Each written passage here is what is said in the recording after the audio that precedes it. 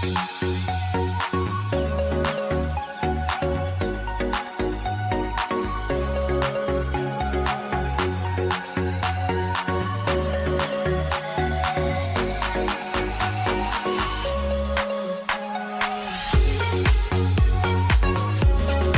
much, Mr. Quite supportive of ourselves.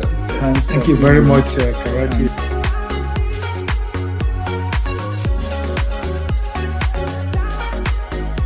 How do we deploy what we have while at the same time?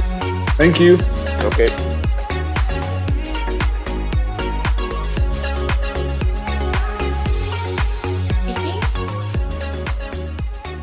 There, we know. So she didn't wish to ask a question. Please do not put it in the chat room because it will get lost in all the other chats that comes in between. There is a question and answer portal right at the bottom of your screen. Put your questions in there and we'll try our best to take as much as we can. And if you would like to ask a question live during this event, you can just simply raise your hand using the raise hand icon at the bottom of the screen. And when you're called upon to speak, please unmute your microphone, introduce yourself with name and location, and then please proceed to ask your question. Speak softly if you are in an open space. And of course, as is our custom, be respectful always. Now, ladies and gentlemen, we've come to that part where we need to honor both our home country and the country that we belong to. But just before we do that, we want to run through the program just so that you have an idea of the table that has been set before you today. So we'll start off, of course, with the introduction, HSSE and agenda, and of course the webinar rules, which we have just done. And immediately after now, there will be the Nigerian and the Bruneian national anthem. And we'll be welcoming you all, our Nigerian president here in Panaga. We'll be welcoming everybody with a welcome remark. And soon after that, we're going to go to the opening remark by the country chair.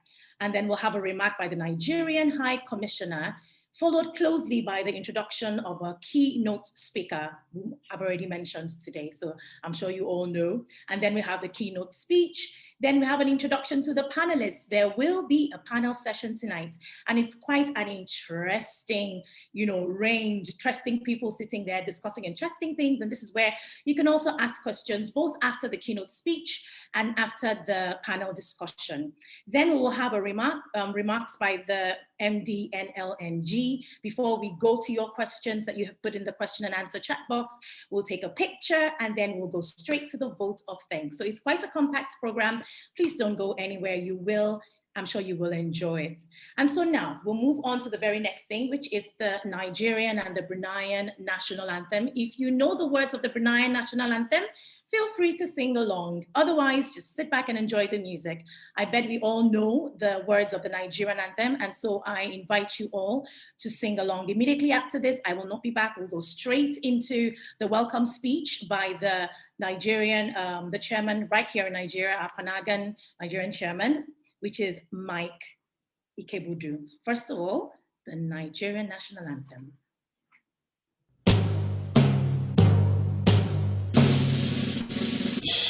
All rise, all compatriots,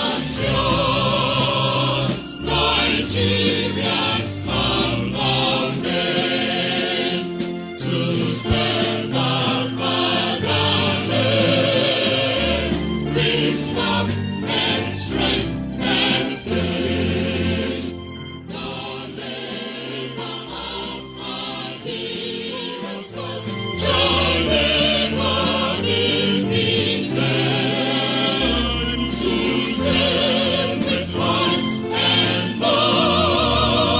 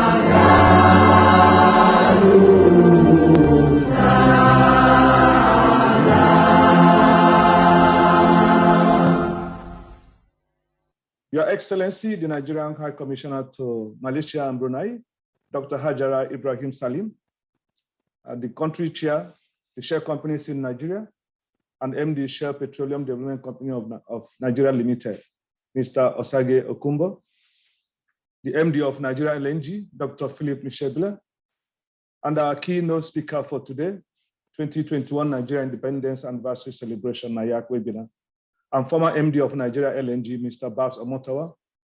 Distinguished ladies and gentlemen, I'm immensely appreciative of your attendance and presence at the first ever NIAC webinar being organized by the Nigerian section of the BSP, Panaga Club, and also on behalf of the Nigerian community living in Brunei. I would like to first thank Her Excellency once again for the immense support we enjoy from the High Commission in Malaysia. I think it's been a very wonderful relationship. In our first formal session with Her Excellency, she assured us of her continued support for Nigerian community in Brunei. And we really look forward to her visit to Brunei as soon as the current COVID lockdown is over. We are looking really forward to see you. Thank you, Ma, for all the support. I would like to just take a few minutes to talk about the Nigerian community in Brunei here. I think it's fair to say that Nigeria and Brunei has had a decades of history, mainly driven by the common interests in the development of oil and gas resources. And the shale companies in Nigeria through the platform of the RDS JVs has been in the forefront of deploying people capability from Nigeria to Brunei. I think it's been a wonderful relationship that benefited both countries and then all the companies that are involved in that. We have about 20 families today, currently in Brunei, and that's made up of about 150 people. This includes women, children, and men as well. We are mainly located in the cities of Banda and Kebi. So for those of us working in the oil and gas industry, we are mainly in the Syria, which is part of a Kebi district. And then for other Nigerians who are working here, we have them mostly in the education industry in Banda. We also have some of us working in the hospitality industry. We have some of us working in the business like books. If you go to the international airport in Banda, the biggest bookshop there is actually owned by a Nigerian. So we are in kind of different parts of the economy, and we are doing quite well, I would say. It's also good to say that the community here remains highly respected by Bruneians as a result of the competence and strength of character that we have demonstrated.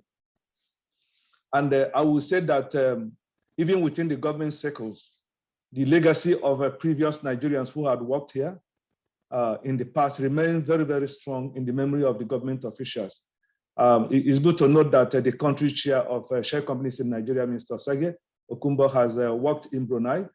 And it gladdens my heart that each time I go to government, the Petroleum Authority or Ministry of Energy for meetings, the Minister of Energy will always ask me about Osage, send my greetings to him. And at one time, he actually asked me to give him his number. So that kind of tells you the kind of impact our people have made here in Brunei. So I would like to just reiterate that we as a community will continue to work together with the support of the High Commission to continue to fly Nigerian flag really, really high here in Brunei.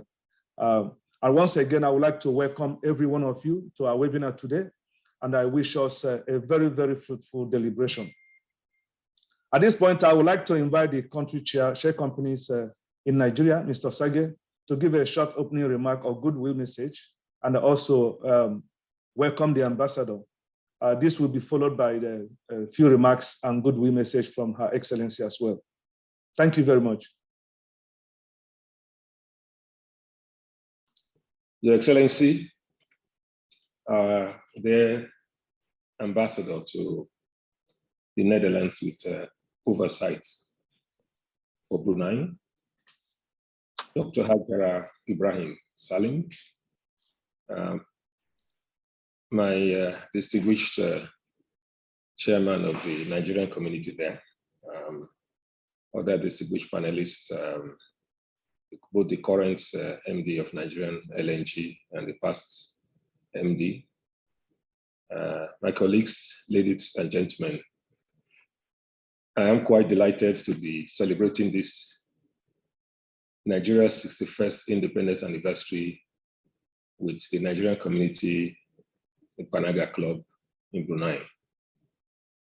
As Mike just said, this is sort of homecoming for me. As many of you will know, I spent about 5 of my most incredibly impactful years on international assignments in the Kingdom of Brunei.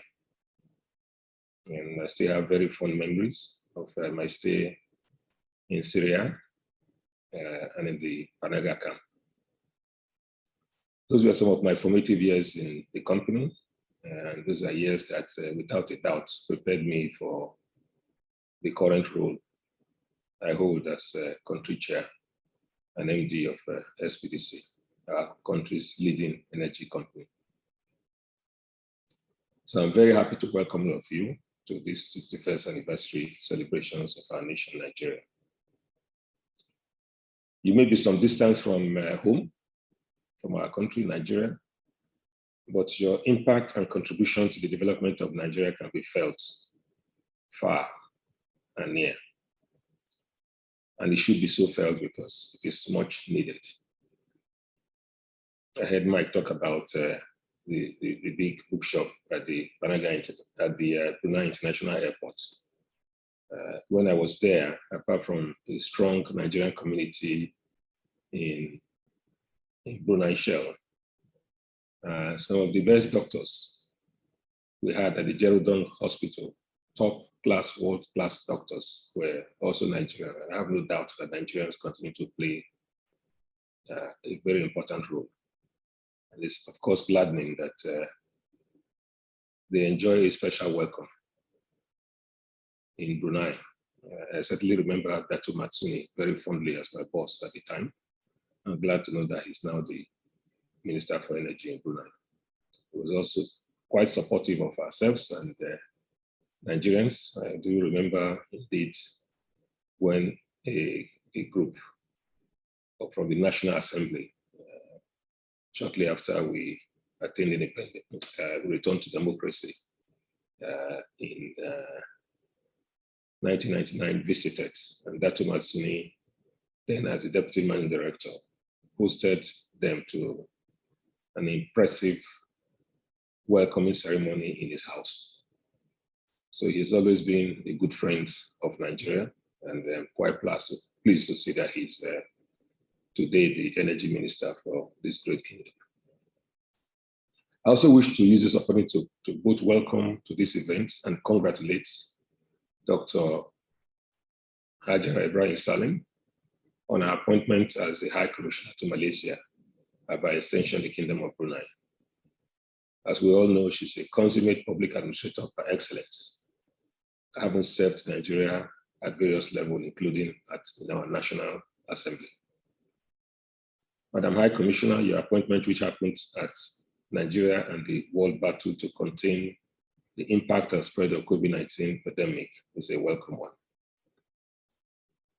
I certainly hear all the good things you are doing, and thank you for your continued support and that of the High Commission that you continue to render to Nigerians working and living in the Kingdom of Brunei. Ladies and gentlemen, as we celebrate Nigeria 61 with the theme, Moving Forward Towards Greatness, I am reminded of the popular saying, put your money where your mouth is. This wisdom aims at getting us to make concrete effort, in this case, towards moving our country towards greatness. Our country does indeed need movement.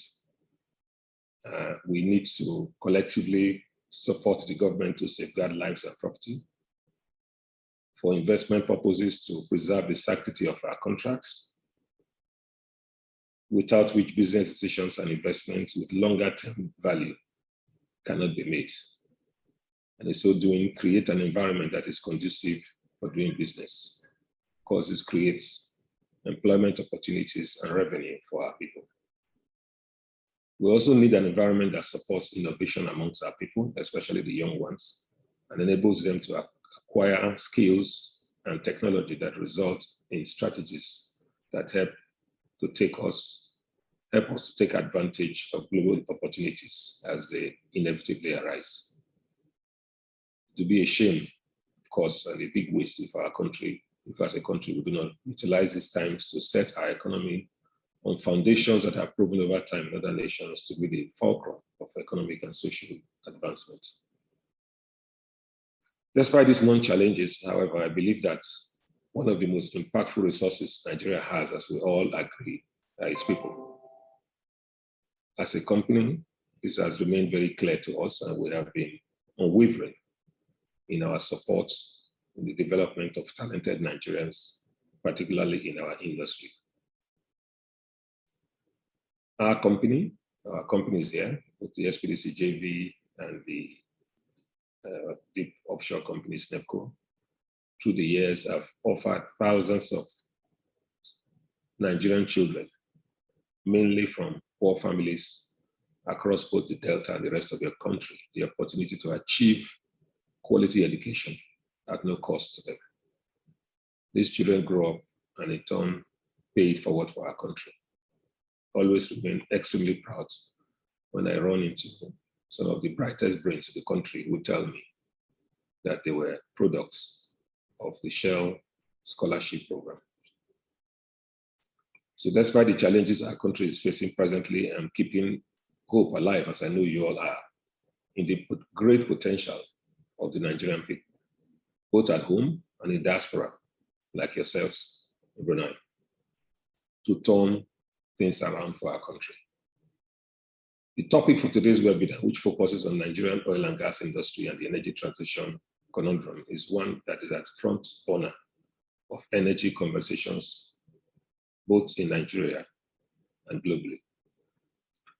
The world is looking forward towards cleaner energy with little or no greenhouse emission, and Nigeria is also on this journey. As you know, we're a key player in natural gas, and natural gas emits somewhere between 45 and 55% fewer greenhouse gas emissions and less than 1/10 of air pollutants than coal when used to generate electricity. As you know, Nigeria is abundantly blessed with natural gas. Considering this, in 2020, Nigeria's Minister of State for Petroleum Resources, on behalf of the federal government, introduced the National Gas Expansion Program and declared 2020 the year of gas, and then the start of a decade of gas. This affords us the opportunity to see the country utilize its vast natural gas resources. The SPDC today, therefore, aims to produce more natural gas, some of which was once fled, but is now gathered for domestic power supply generation. The shell companies in Nigeria are also working with the federal government of Nigeria to build a network of gas plants and pipelines to help bring power to the country's growing industrial and commercial sectors. This infrastructure will also increase the export of liquefied natural gas to meet global demands for power and heating. Our Asa North Ohaji South gas development project in Imo State, for example, is under construction and is expected to be one of the largest gas facilities in Nigeria. Traders at the famous area market in Aba, who had traditionally used petrol and diesel generators to power their light and equipment, now have Shell Nigerian Gas SNG supplying natural gas to area Market Solutions Limited, the independent power project consortium that provides electricity to the markets, one of those areas I'm extremely proud of. This helps to generate electricity for about 37,000 shops and an estimated 1 million traders. Over the past 5 years, Shell Nigeria Gas has quickly grown to supply Nigeria's largest industrial hubs with 120 existing commercial and industrial customers and an additional 30 with which it has signed agreements. Shell Gas BV and its partners also at the end of 2019 took an FID, a final investment decision, on a new LNG processing unit that we all know as Train 7 at the Nigerian LNG. This expansion will create about 12,000 jobs during construction and stimulate growth of the local oil and gas services sector. We also believe in increasing access to energy for Nigerians and have therefore provided funding to Olon, as you have all heard of, a non-for-profit enterprise that finances renewable energy startups in Nigeria so that they can provide energy to communities that are off the power grid. Already, Olon has invested in 30 off-grid energy companies, leading to thousands of connections for low-income households and businesses. Your Excellency, ladies and gentlemen, you must by now have realized that I'm immensely proud of what we do as shell companies in Nigeria. Our impact is felt in so many important aspects of our economy and the lives of our people. And we are powering progress in the oil and gas industry, in addition to supporting the energy transition to cleaner energy sources. There's no doubt still a lot to be done in our country, Nigeria. The scale of the opportunity is only mirrored by the scale of challenges, and we all have a role to play. Your Excellency, once again, I want to thank you for being with us for this celebration of Nigeria at 61. I congratulate you once more on behalf of the shell companies in Nigeria and indeed of all Nigerians who are in diaspora, like our colleagues in Brunei. We congratulate you once again on your appointment as a High Commissioner. Let me also congratulate the Nigerian community section of the Panaga Club, Brunei, for putting this event together. Ladies and gentlemen, I thank you for listening. Thank you very much, sir. Ladies and gentlemen, if you can just give a virtual round of applause for our very own country chair, when he said that one of the things that Nigerians have in which we should be proud of is her people. I think we're very proud that we have him as one of us. Thank you so much, Mr. Osage, and thank you very much for that speech. Now we move on to the very next part of this program. While we're still waiting for the High Commissioner to join us, we will be introducing and reading the profile of our keynote speaker in the person of Babs Omotoa. I have the singular pleasure of doing that tonight. Mr. Babs Omotoa is currently the chairman of the advisory board Montserrado BV and independent director of Pearl Hill Technologies, USA. He was previously a member of Shell's global upstream leadership team across 46 countries, former MD of NLNG and global president of 100,000 members UK Chartered Institute of Procurement and Supply. A consummate global leader in upstream and midstream oil and gas industry with an extensive executive C-suite and non-executive board career across several continents in multi-billion-dollar businesses in established and emerging energy sectors. He's a proven strategist, a visionary with big picture mindsets and impactful delivery of strategic, commercial and cultural turnaround, such as 65% increased revenue to $40 billion, NIAT of $15 billion, 70% rise in returns, and raising $2 billion international financing during his tenure as the NLNG CEO.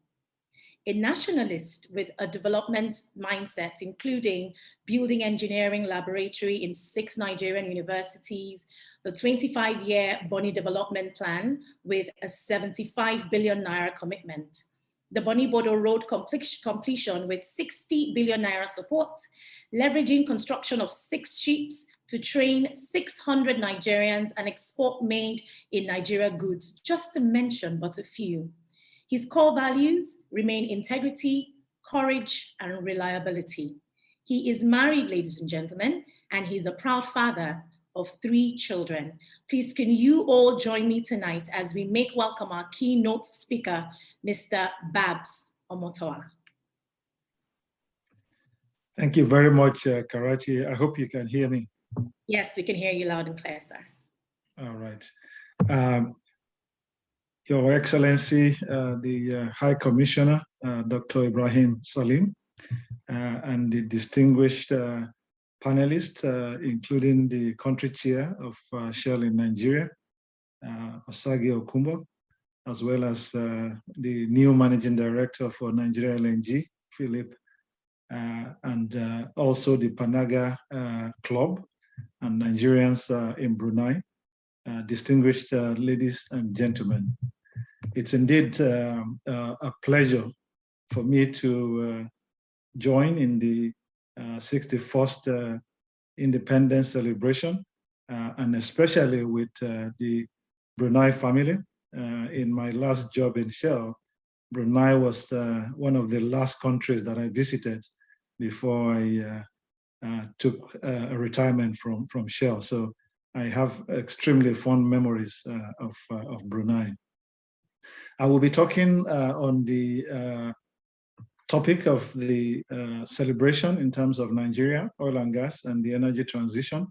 And I will indeed make my presentation on those three themes. I will talk a little bit about Nigeria. I will talk about how oil and gas fits into that picture, and talk about the energy transition, and also talk about the role that government and we as individuals and professionals have within that space. I think Nigeria will, of course, be one that we describe as a giant of Africa. We're not just a giant because of our population. We're the largest Black nation in the world, most of whom are predominantly youth. But also we are blessed with not just a huge land mass, very good for agriculture, good weather. We are also blessed with natural resources, oil and gas and other minerals. And today we have the biggest GDP in Africa, over $375 billion. And diasporas, including many of you on the line, contribute over 20 billion in diaspora remittances to Nigeria, some of the highest contribution in most countries across the world. But the country does have the potential to be a world giant. I think projections by many of the rating agencies indicate that Nigeria's GDP could grow to about 4.5 trillion by the year 2050, with the potential that the country has. We are, of course, bedeviled by challenges, including poverty. Over 49% of Nigerians live below the poverty line. Illiteracy, over 38% of Nigerians are still without good education. Every time we talk about Nigeria, I always say that you can look at Nigeria as a phoenix that is about to emerge, despite its challenges. And what Nigeria needs are what I call dreamers of a certain kind. People who can dream of the future, a future better than the present. People who are nation builders, who can see the strength in our diversity. People who can see through the challenges we have today and can bring together people, bring together talents, and be able to unleash the potential that Nigeria has.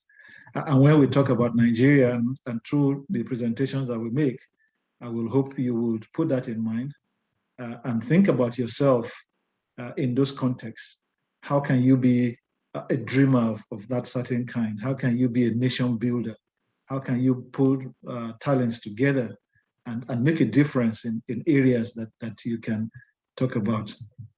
It's usually common in discussions around Nigeria that many talk about Nigeria more from the challenges that Nigeria has than from the successes. So, but I usually like to start, from the successes of Nigeria, because if you continue to talk only from the challenges, you might find yourself in a self-fulfilling prophecy, and you can easily demoralize yourself. So there are a few successes in Nigeria.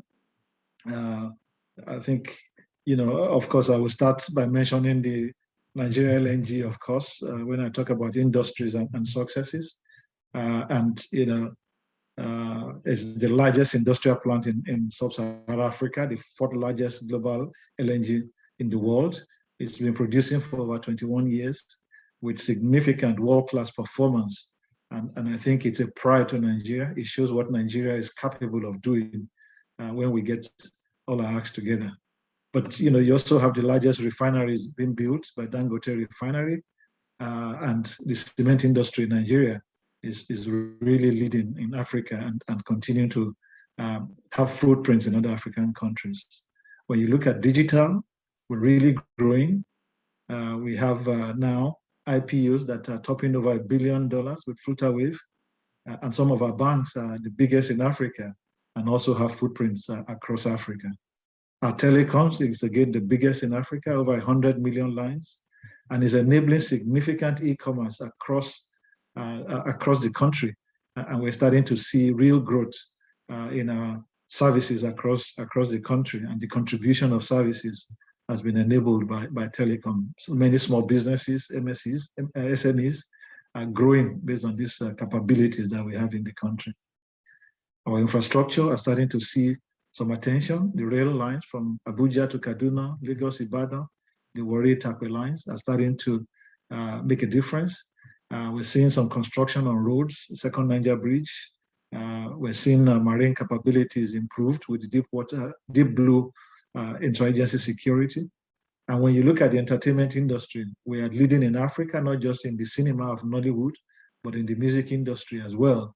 Our brands are becoming global, and we're really making inroads into the global film industry, even across Netflix. So huge successes in many parts of Nigeria that we should be proud of, and we should think about that. There's always what is described sometimes as change blindness, that sometimes we are blind to the changes happening around us. We are consumed by the bigger events that occur, and sometimes fail to see those changes that are really happening around us. But we do have challenges, and we must acknowledge them. And one of them, of course, is security.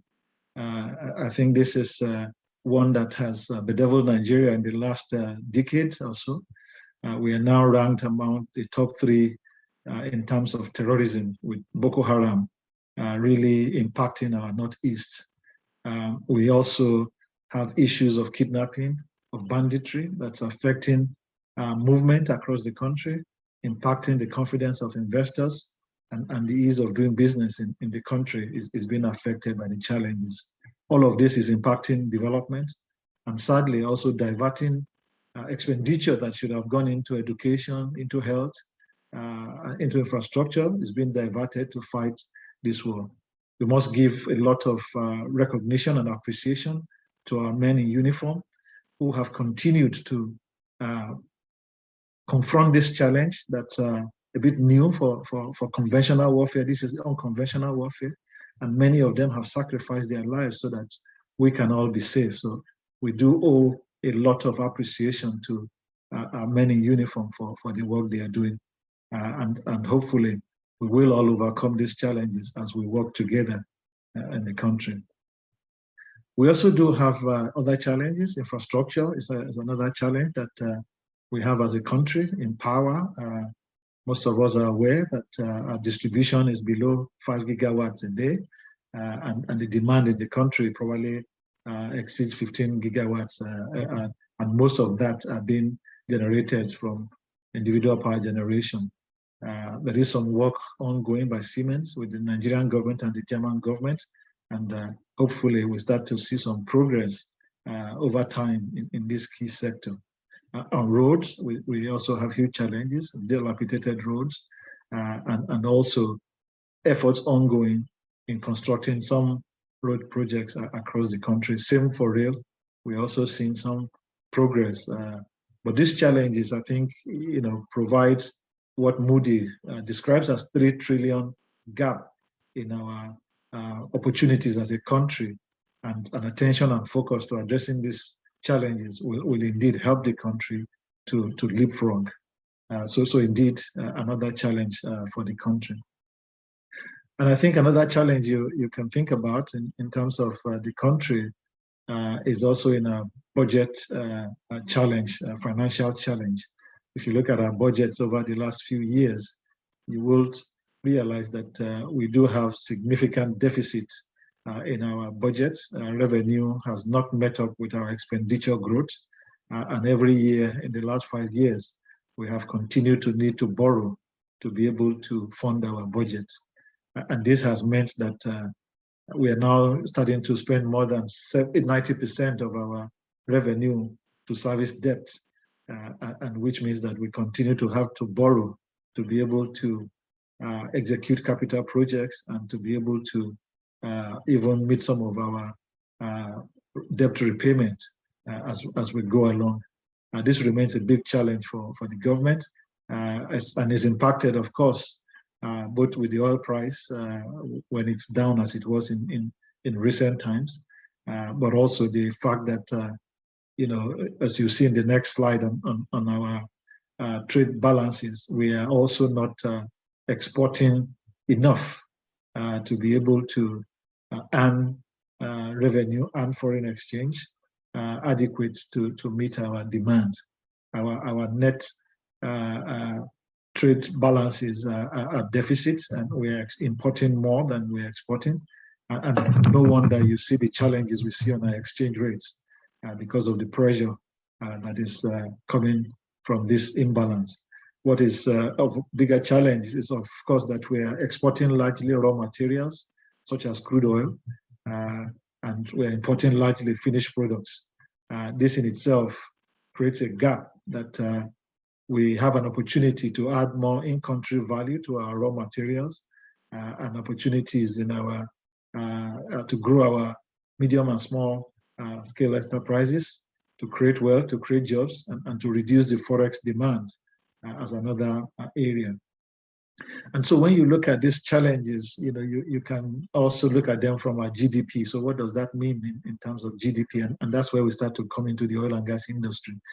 When you look at the GDP in the country, you will realize that the three main sectors that contribute to our GDP are services, agriculture, and industries. Services account for more than half of our GDP, whilst industry and agriculture account for the other half.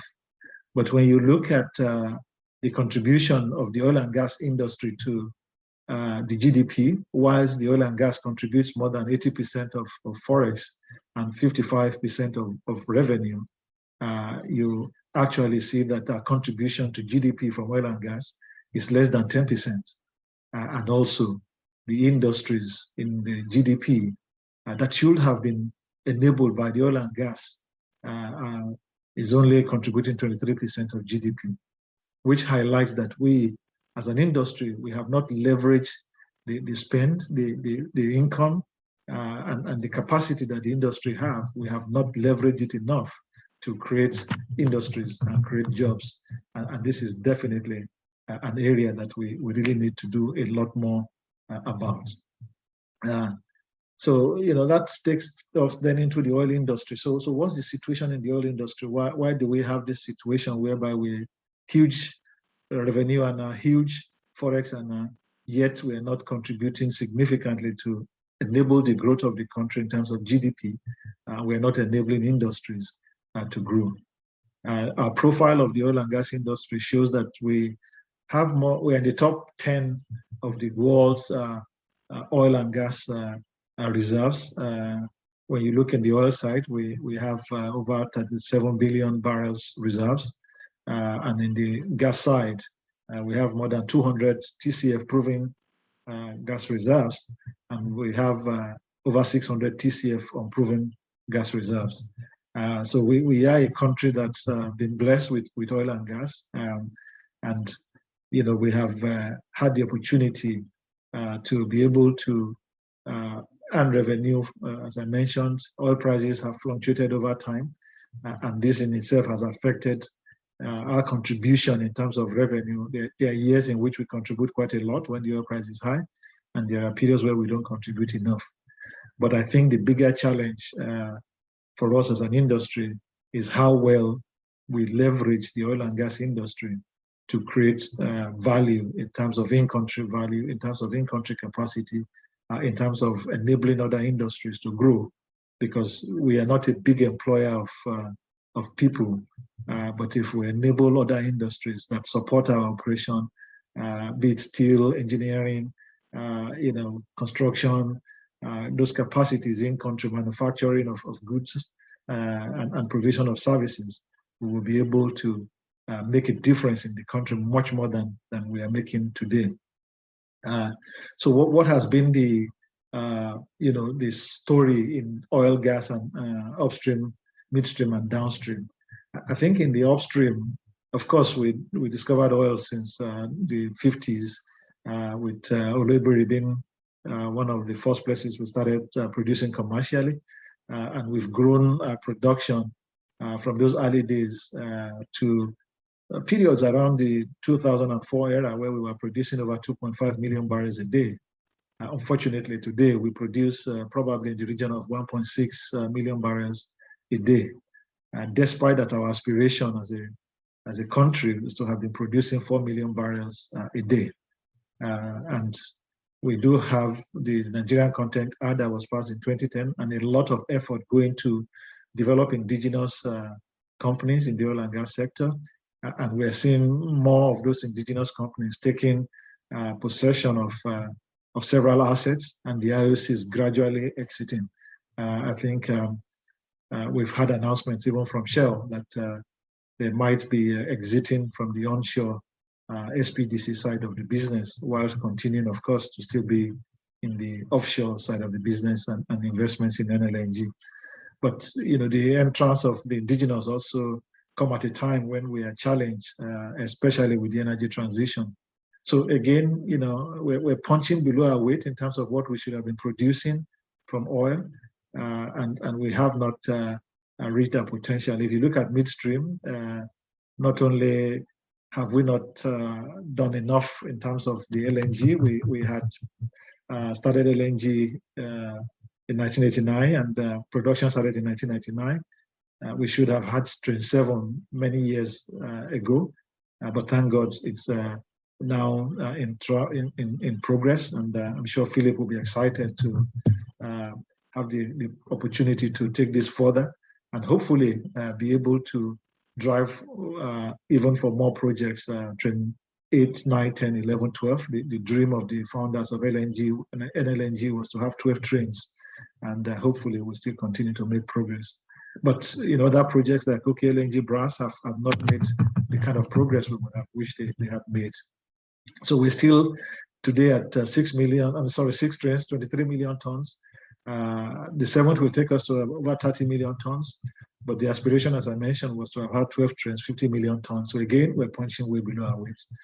But also, we're still having flaring, over 800 million scf a day. And we're not contributing enough towards the power solutions that the country needs. A lot of the domestic supply obligations have not been met, not just because of us as an industry, but of course we are part of the overall challenge that has not enabled the power plants that should rely on gas to have reach the potential the country could have reached. Downstream also challenged. The refineries started in 65, 4 refineries in Port Harcourt, in Warri, in Kaduna.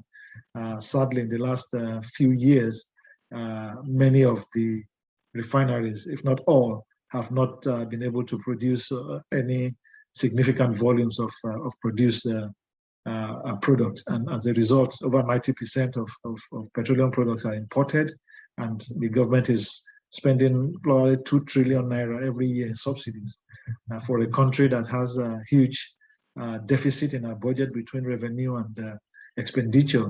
This is an expenditure that we didn't need to be spending. So hopefully with Dangote refinery coming through, and with the efforts in the Nigerian refineries to rehabilitate them have come true, we will hope to see us exporting rather than importing and spending so much money on subsidies. There have been reasons for a lot of the challenges. As I said, we're punching way below our weight in terms of what we should be doing as an industry. Funding has been a challenge. Security has been a challenge. The uncertainty of PIB has been a challenge. Unfortunately, investors are starting to put their money elsewhere in Africa, elsewhere across the world. and we've also had challenges of politics playing into our mix. So as an industry, we're definitely punching below our weight in terms of what we should be contributing, both in terms of revenue, in terms of enabling power, in terms of enabling other industries. We have a lot more room to make more difference than we are making today. And so, you start then to think, what are other countries, what have they done? And Qatar is a good example that you can look at. A smaller country, and some may argue it's not the like for like, but some of the key points is that they started their own LNG industry, similar to the same time we started. They started in 1997, their first cargo. Our first cargo was in 1999, 2 years after. They are now in 14 trains, 77 million tons per annum. You can compare that with our own 6 trains and 23 million tons per annum. And they're also planning to add an additional 30 million tons per annum by 2026. We are planning to add about 7 million tons in that same sort of window. But more importantly, they've leveraged the gas industry to really develop. Ras Laffan is an example of where they've developed significant LNG, GTL, petrochemical power, and they've really been able to develop industries to the point where 55% of their own GDP comes from industries, unlike us, which we only have 23%. So they've been able to use their gas industry not just to grow and generate revenue, which we haven't, but they've used it to leverage other industries. And that is accounting for a huge part of their GDP. And you can see their GDP per capita of 94,000 as against our own $1,900 GDP per capita. So, it's just an example to think about what other countries have been able to do and what we may be able to do.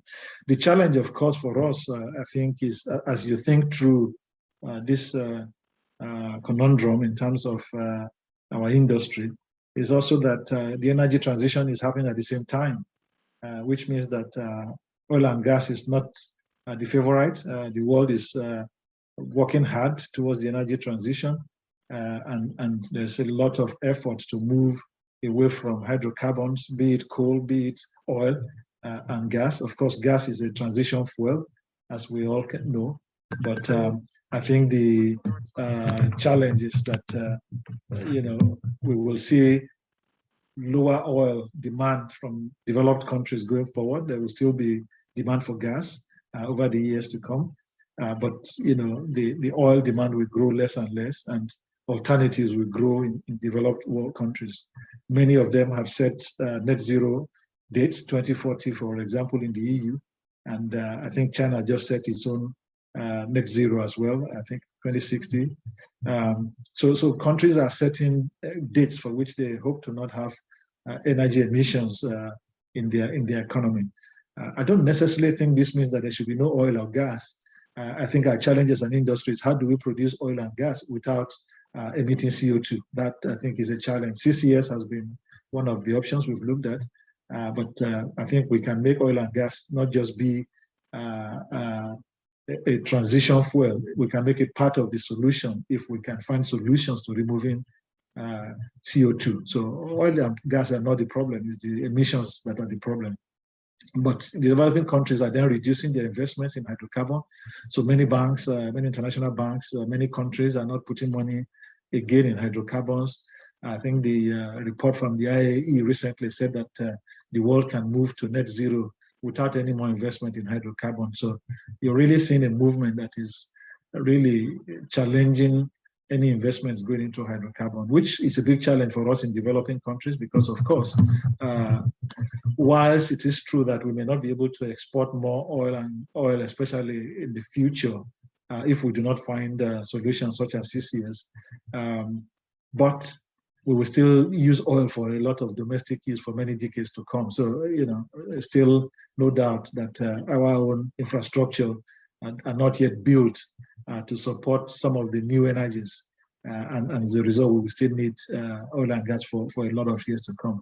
But people will always need to remember that gas is also needed, not just for power, but for petrochemicals. So many people think of oil and gas in transportation, but we forget that gas is fuel for petrochemicals, and most of our daily lives, be it your houses, be it cement or aluminium or your clothes, most things that are in our houses, they all have oil and gas component or hydrocarbon components in them.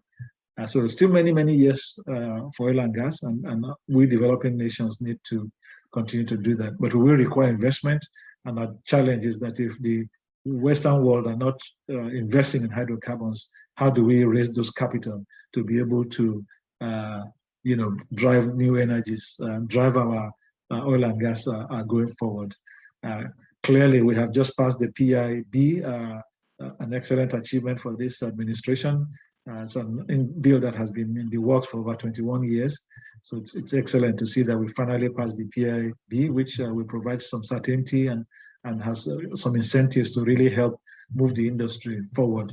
But I think we also need to already be working on an EIB, which is about the energy industry bill, which should start to develop clearer vision, clearer roadmaps, clearer fiscal, clearer incentives, not just for the oil and gas, but also for the new energies that we will, as a country, need to develop going forward. But huge opportunities for us as a country. We do have the opportunity of the luxury of not just having oil and gas resource, but we do have a lot of the natural energies as well, be it in solar, wind, and hydro opportunities. So we do have opportunities to be a player even beyond oil and gas. And so as I start to round up gradually, I think, so what does this mean then, and how do we make a difference? And how do we make a difference both from the government side, but also how do we make a difference for us as individuals? As I mentioned at the beginning of my presentation about dreamers of a certain kind, I hope as I've been sharing some of these, I hope thoughts in your mind are not about pointing fingers at government or pointing fingers at others. I hope what's in your mind is how can you be part of making a difference? That's, I think, what differentiates winners from those who don't win, is those who think positively rather than thinking negatively, those who think about how they can make a difference rather than thinking of how others are not making a difference. But I think in terms of the government, the government has 3 priorities. I think they were set from 2015. They are the right priorities: security, economy, and corruption. And I think government has been working extremely hard on those issues with varying levels of success. But I think no one can fault their efforts in the direction of those 3 areas. We can say security has become more complex, but the amount of our Nigerian forces that have sacrificed their life, the amount of money the government has voted, the attention the president and governors have put to it, I think is to be appreciated, even if the situation on ground hasn't reached the level we are. But we all have a role to play. We all have intelligence, as Nigerians, that we must provide, and we must be able to support our security forces in driving out a lot of these negative forces from our country. The economy, a lot of work, I think, needs to continue on the economy. It's difficult, especially when we are having to borrow quite a lot. We're not producing enough to export.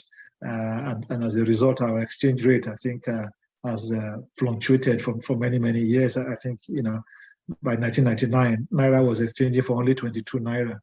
And, it's deteriorated significantly.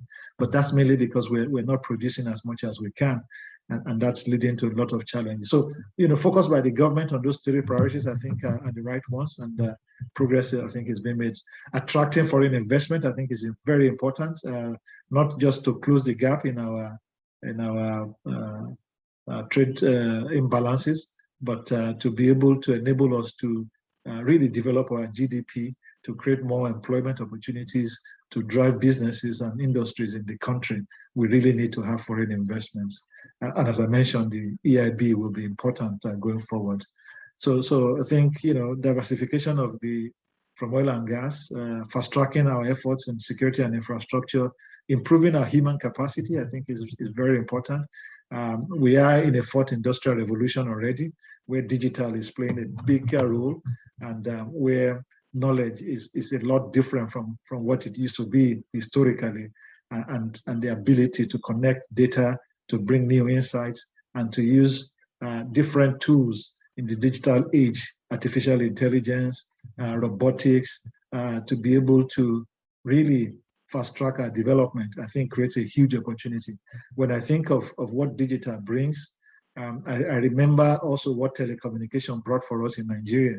If I think of how the GSMs and the telecoms have enabled industries to be created, e-commerce to thrive, banking industries to really transform, it enabled us to leapfrog from where we used to be before we had that telecom revolution. I think that's what I see the fourth industrial revolution also brings for Nigeria, is the opportunity to really leapfrog from where we are now to where most of the Western developed countries are, using those capabilities that exist. But this requires a different focus for us on our human capacity, the ability to develop not just a traditional way of regurgitating and memorizing, but more of how we develop capacities that can enable us to really be productive as individuals. So I think this will be a few things on the government side, but for us as individuals, I would offer the following as my suggestions to us as individuals. One, we must continue to develop our skills. More than ever before. Skills development had always been important, be it your technical skills or your non-technical skills. But I think the future is going to be more about multi-skilling. So, not just in your technical area, but digital, entrepreneurial, new energies. Just to give an example, if you're a civil engineer and you think about, construction of houses or construction of oil field facilities, if you continue to go into the future thinking of it the same way as we used to in the past, you miss the opportunity of what digitalization is bringing into your industry. For example, estates have been printed by 3D printing in China within weeks. So within 3 weeks, they've printed estate of over 50 houses with totally different way of working.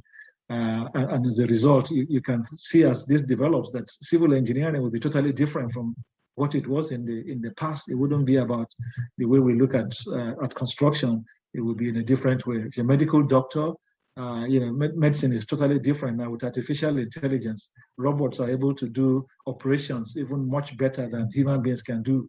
And artificial intelligence is enabling us to connect data of people in a way in which we can anticipate illnesses and prevent them before they even happen. So if you just remain in your field without looking at some of these new skills, I think you'll be left behind very, very quickly. So I will encourage, if you're not already, that you continue to multi-skill and that you continue to think not of how things have been done in the past, but the opportunities by combining different skill sets.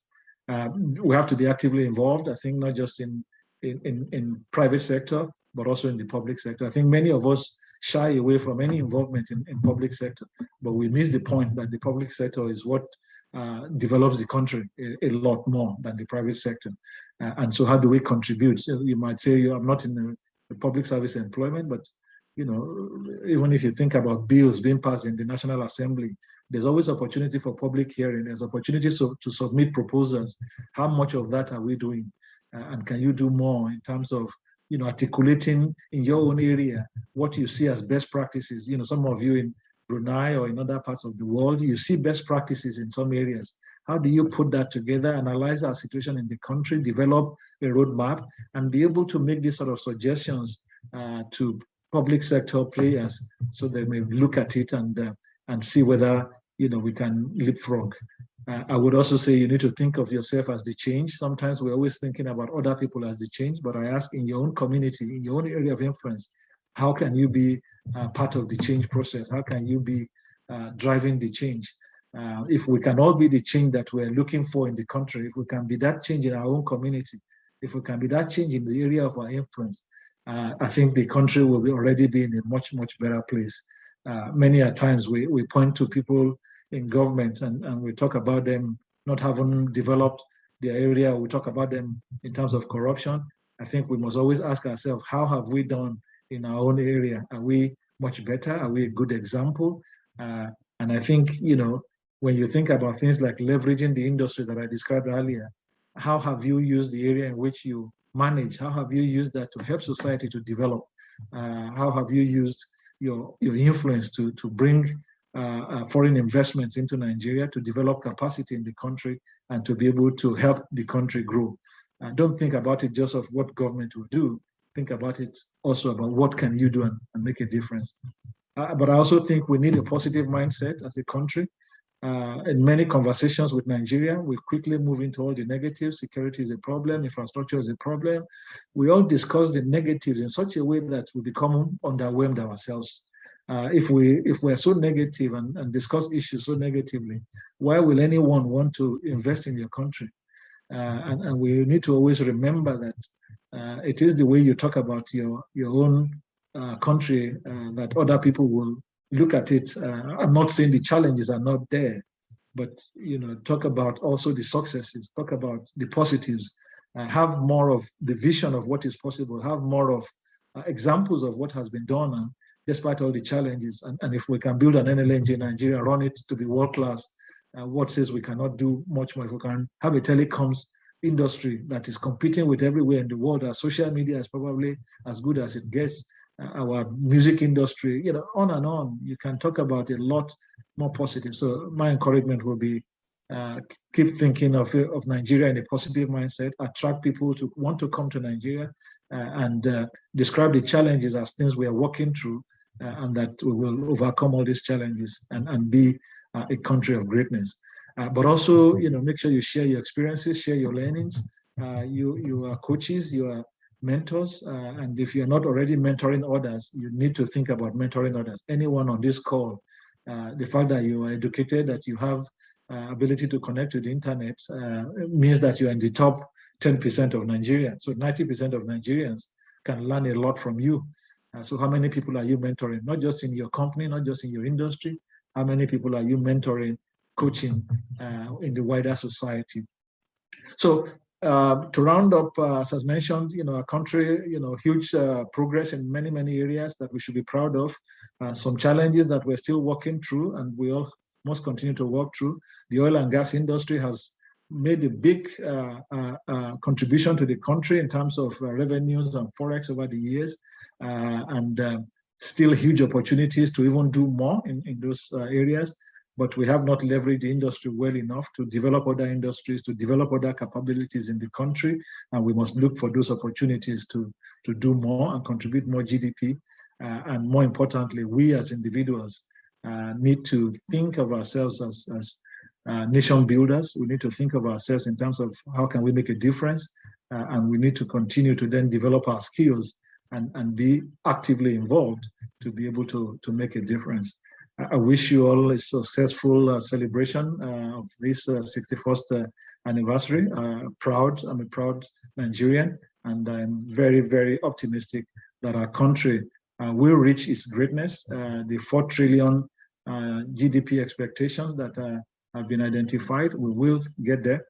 It may look bleak today, but the ability to think into the future, to work with others, to make a difference, I think will be key. Thank you very much.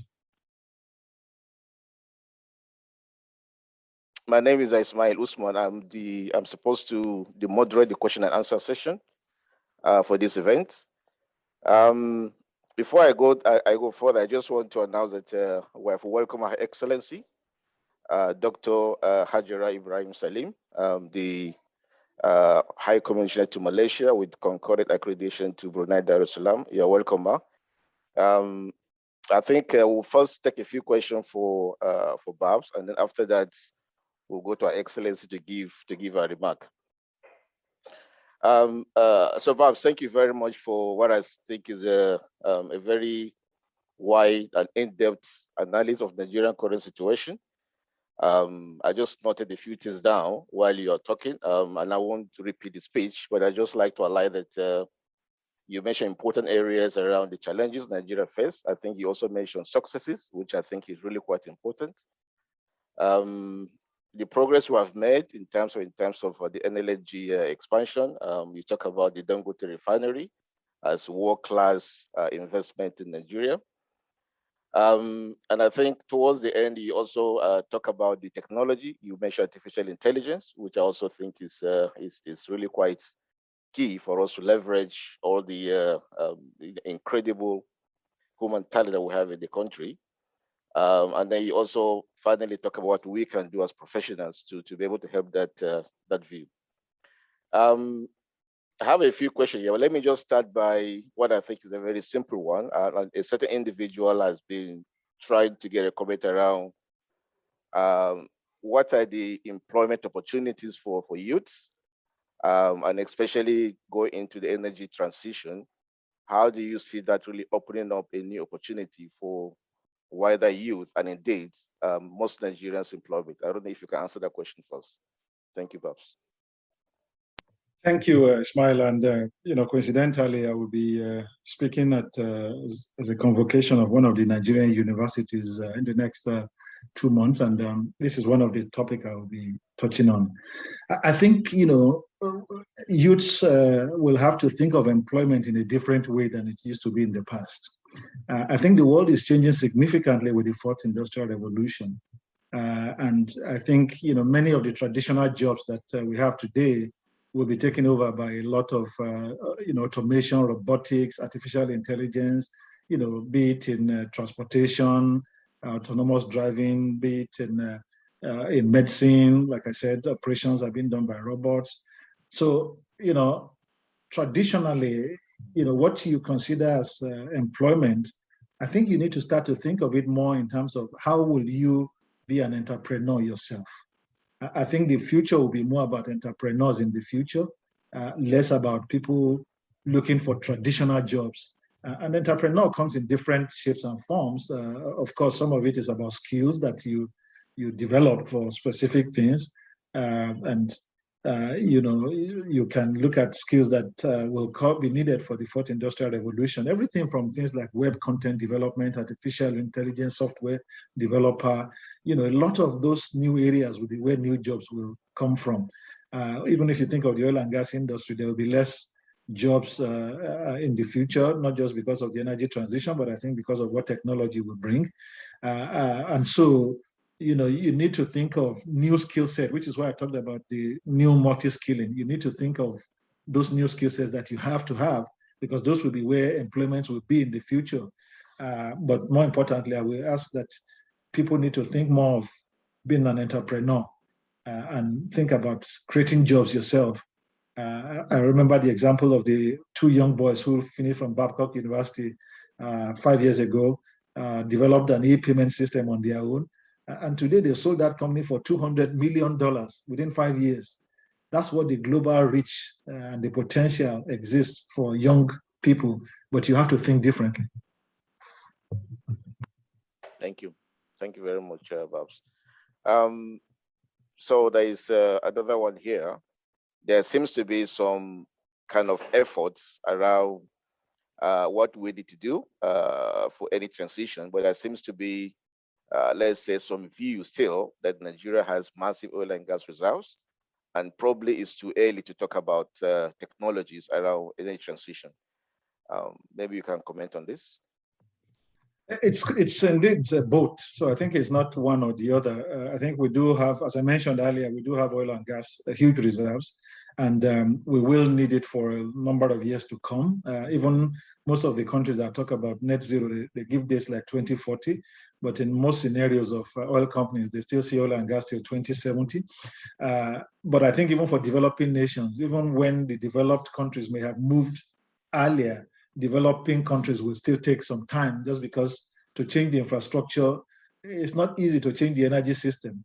And, we have a lot of power plants, our petrochemicals depend on oil and gas. So there's still many, many years of oil and gas. Nobody should think oil and gas has gone totally. So it is correct when people say, let's still develop our oil and gas, and which is why I believe it's important that we had a PIA. But I think it's not an or question, it's an and question. At the same time, we need to be working on the energy transition ourselves, which is why in my presentation, I said we should start thinking of an EIB, not just a PIB that we pass, but an EIB already that will develop what's our framework, what's our vision, what's our direction, what are the incentives, what are the rules, and so that people can also start to invest. So I will encourage the individual not to be discouraged by those challenges.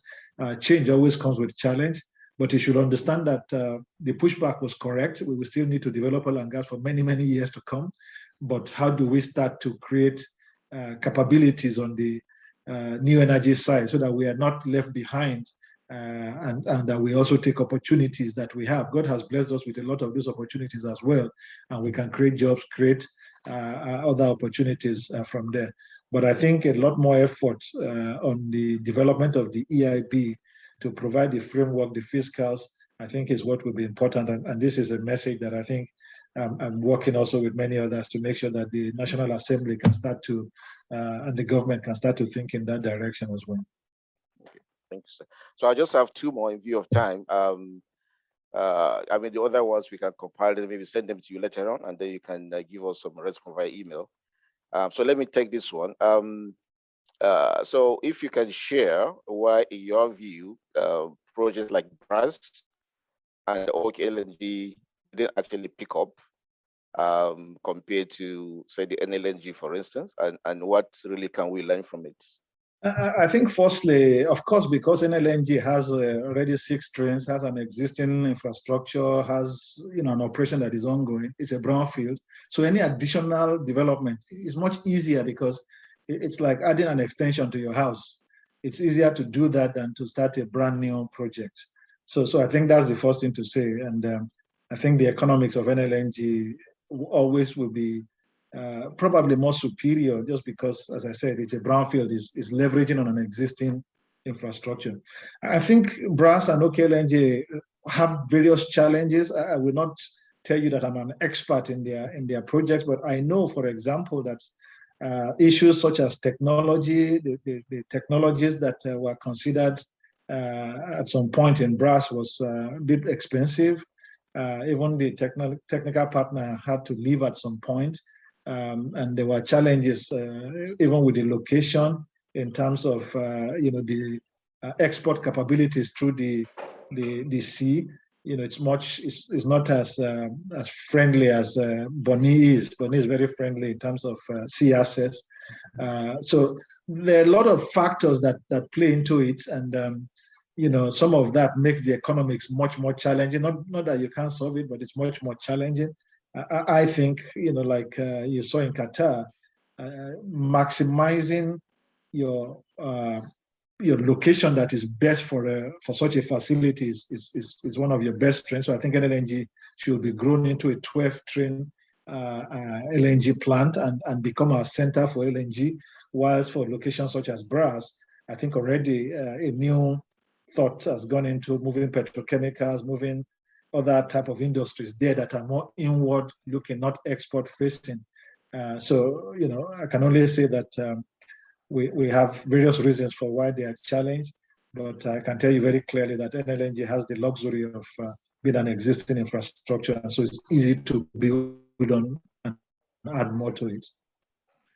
Thank you, Babs. And like I said, we have a few more questions, but we'll just compare all of them. I'm going to ask you the last question now. And I'm going to ask also one of my colleagues to share a book that he just wrote, From Storeroom to Boardroom. And I think maybe one of my colleagues can share that. It will be interesting if you can share your thought around what really inspired you to put so much energy into writing that book. This is kind of thing that I think the younger professional would benefit from if experiences are actually properly written by people that have massive experience. How do you see this can actually also help the country in terms of moving into energy transition? Oh, thank you very much. I think the book is one where I believe leaders in the country And I've always encouraged leaders before me to write a book, because I think, the challenges that we are going through in Nigeria can sometimes feel unique.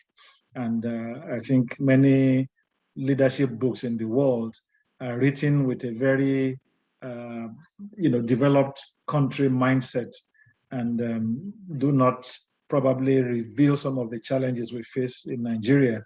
And so writing some of these books, I think, helps, many people, either younger ones who are coming up, to be able to see what some of the failures that those of us in front failed, where we struggled, what we learned, what worked, what didn't work.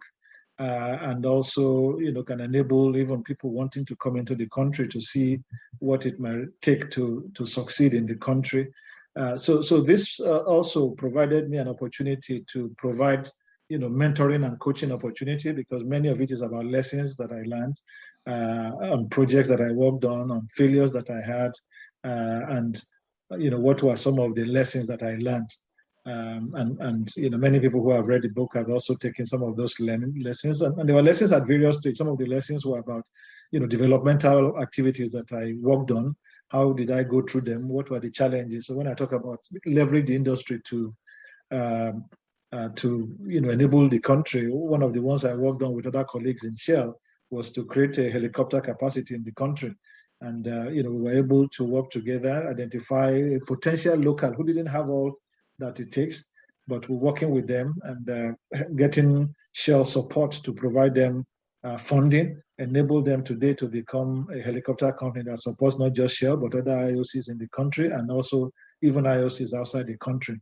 So how did we go about it? So some of those, share those lessons and learnings so that others may be able to learn, and hopefully can go and do much better than we were able to do during our time. So it's mainly a lessons book, and one which I encourage everyone, a leader or, any good experiences that you had, do use it to mentor and coach others, hopefully help them in their journey as well.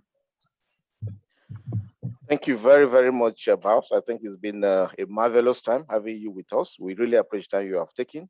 And I will just ask that you stay with us. I know you have to leave at 1 p.m., but please, if you can stay with us, we really appreciate. So the book is there. I think most of you can see the book yourself. So please feel free to get one for yourself. I think it's quite a rich content. And we thank you, Babs, one more time. Thank you very much.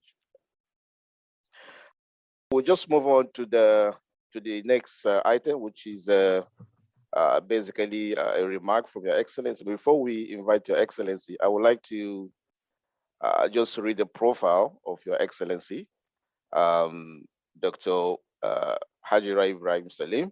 Her Excellency is a consummate public administrator by excellence. She retired recently from the National Assembly, public service, after spending more than 30 years.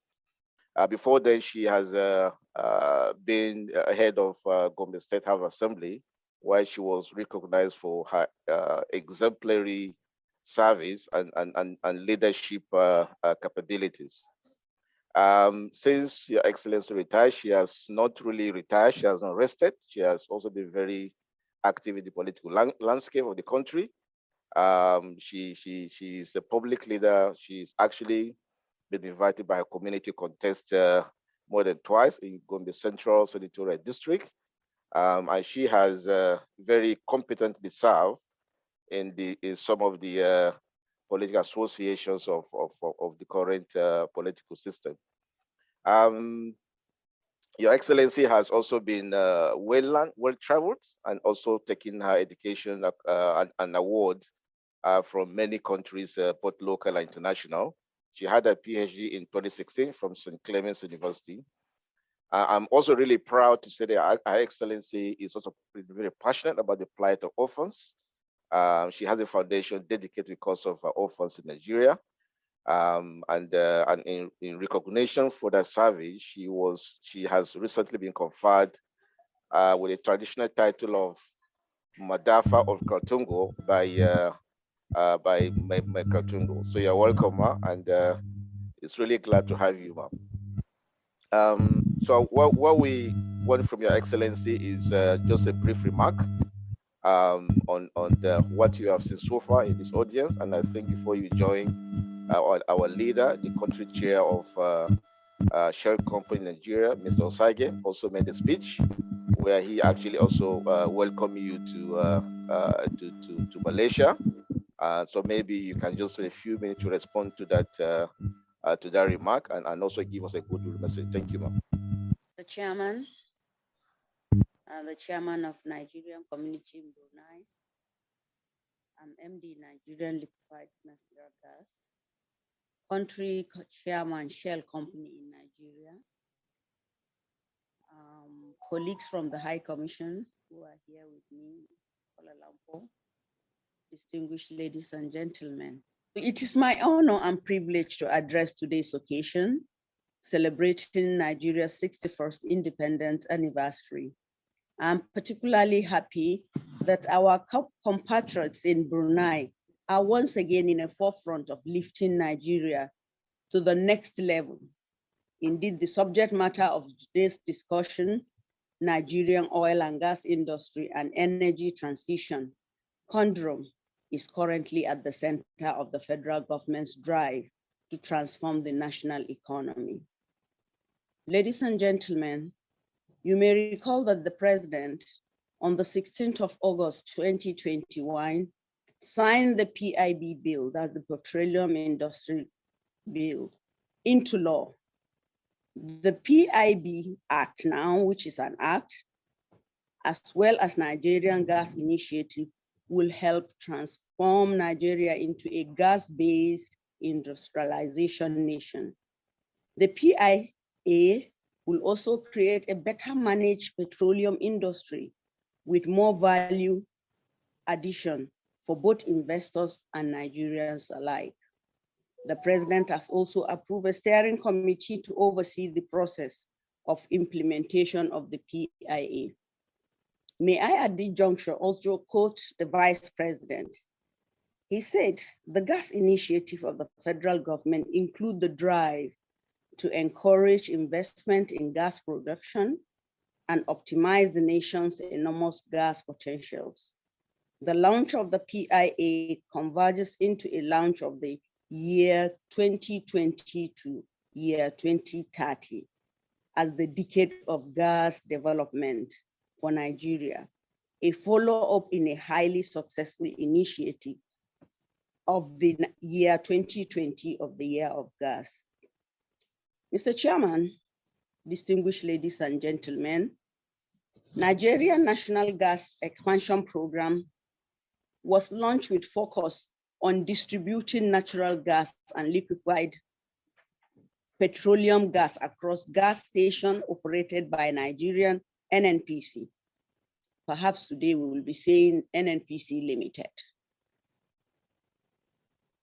Again, the PIA, I believe you are aware the president had also recently appointed boards of a new NNPC. Well, at this juncture, I may say, is our problem really appointment or our problem is really implementation? The main goal of the passage of the PIB and the gas initiative was to transform Nigeria into a gas-based industrialized nation. Though enhanced accelerated gas revolution, the PIA will also help create a better managed petroleum industry where both the people of Nigeria and investors alike can extract real value. Unfortunately, what we are seeing today is a move towards defunding the natural gas project by the EU and World Bank, a position that will obviously put countries such as ours in a very dire situation and make the transition extremely difficult. Indeed, even the UN Secretary General made a strong call that countries should end all new fossil fuel exploration, which we are doing, and production into natural gas, and shift fossil fuel subsidies into renewable energy. You can imagine, put Nigeria into that section now. You may recall that the president also had during the climate action change of 2019, announced plans and initiative by his administration to reverse the negative effect of climate change in Nigeria. The president made it abundantly clear that Nigeria is committed to its obligations under the Paris Climate Change Agreement to meet her nationally determined contribution to ensure a resilient future that mainstream climate risk in our decision making.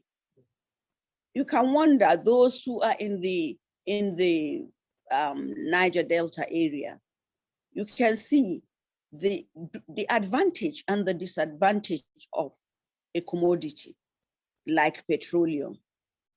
You find the climate there is gone, fishes are gone, the area is condemned. So for Nigeria, a just transition to net zero emissions is one where gas for those who are from that producing countries to be supported in energy generation. A just transition to net zero emissions is therefore through natural gas and subsequently attain more renewable energy sources in our energy mix. So, ladies and gentlemen, I would have loved to sit and have this thing. So I once again thank you all, thank the community in Brunei. I love you so much. Until this COVID is over, I will come personally so that we discuss. I ask you questions, not you ask me questions. Thank you, Ma.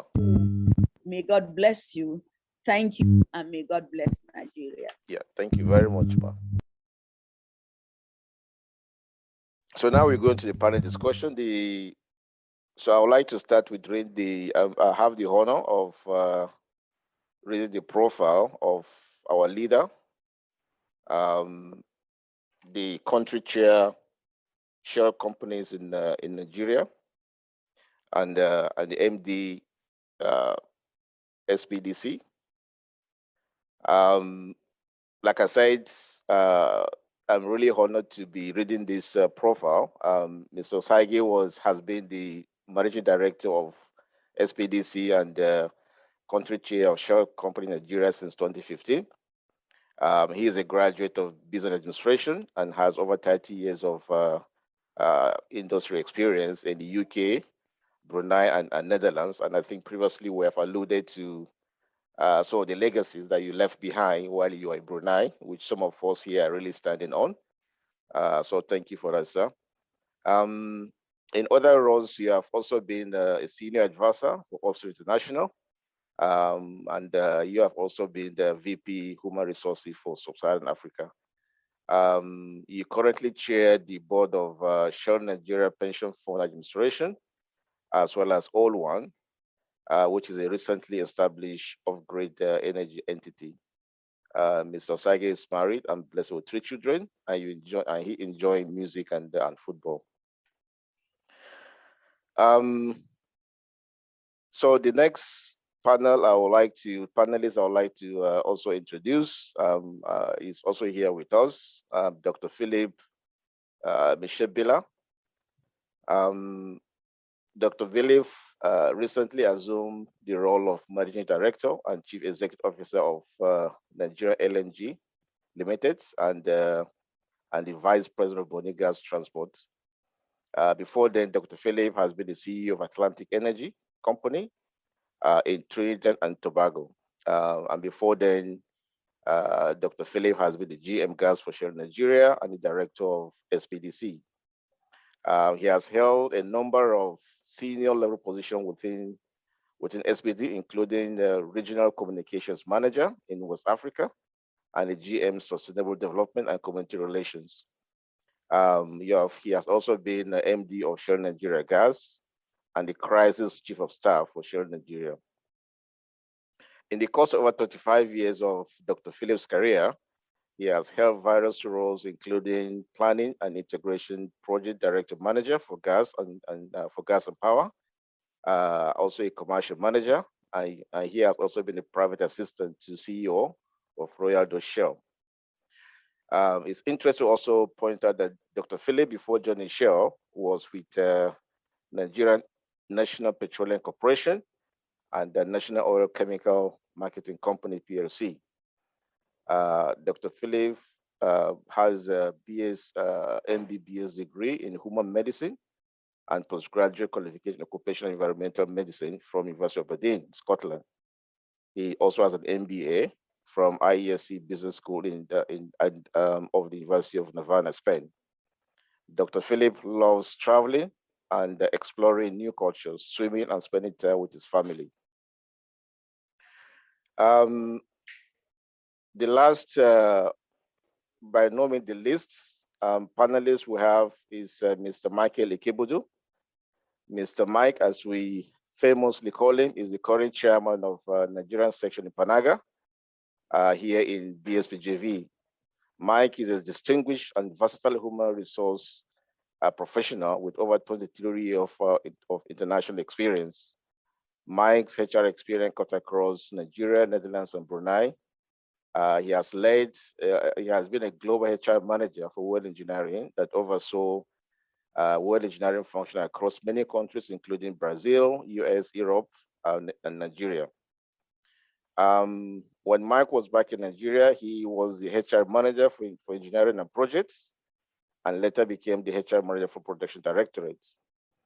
In Brunei here, Mike is currently the HR manager, resourcing planning, and he is the HR lead for Asset Directorate, which is the largest directorate in BSPJV.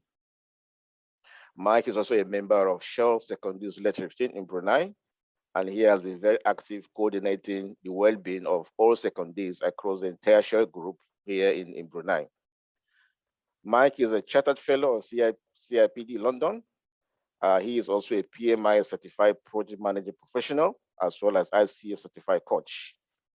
And I think this is my best part.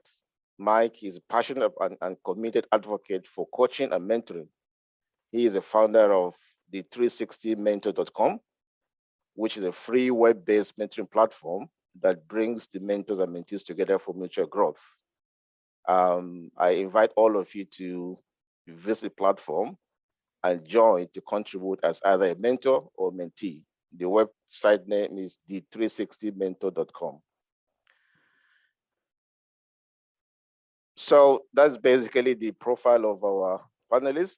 Again, I'm really glad to have all of you here. I know Babs is still around, so there may be some few other questions that we may have to pass on to Babs.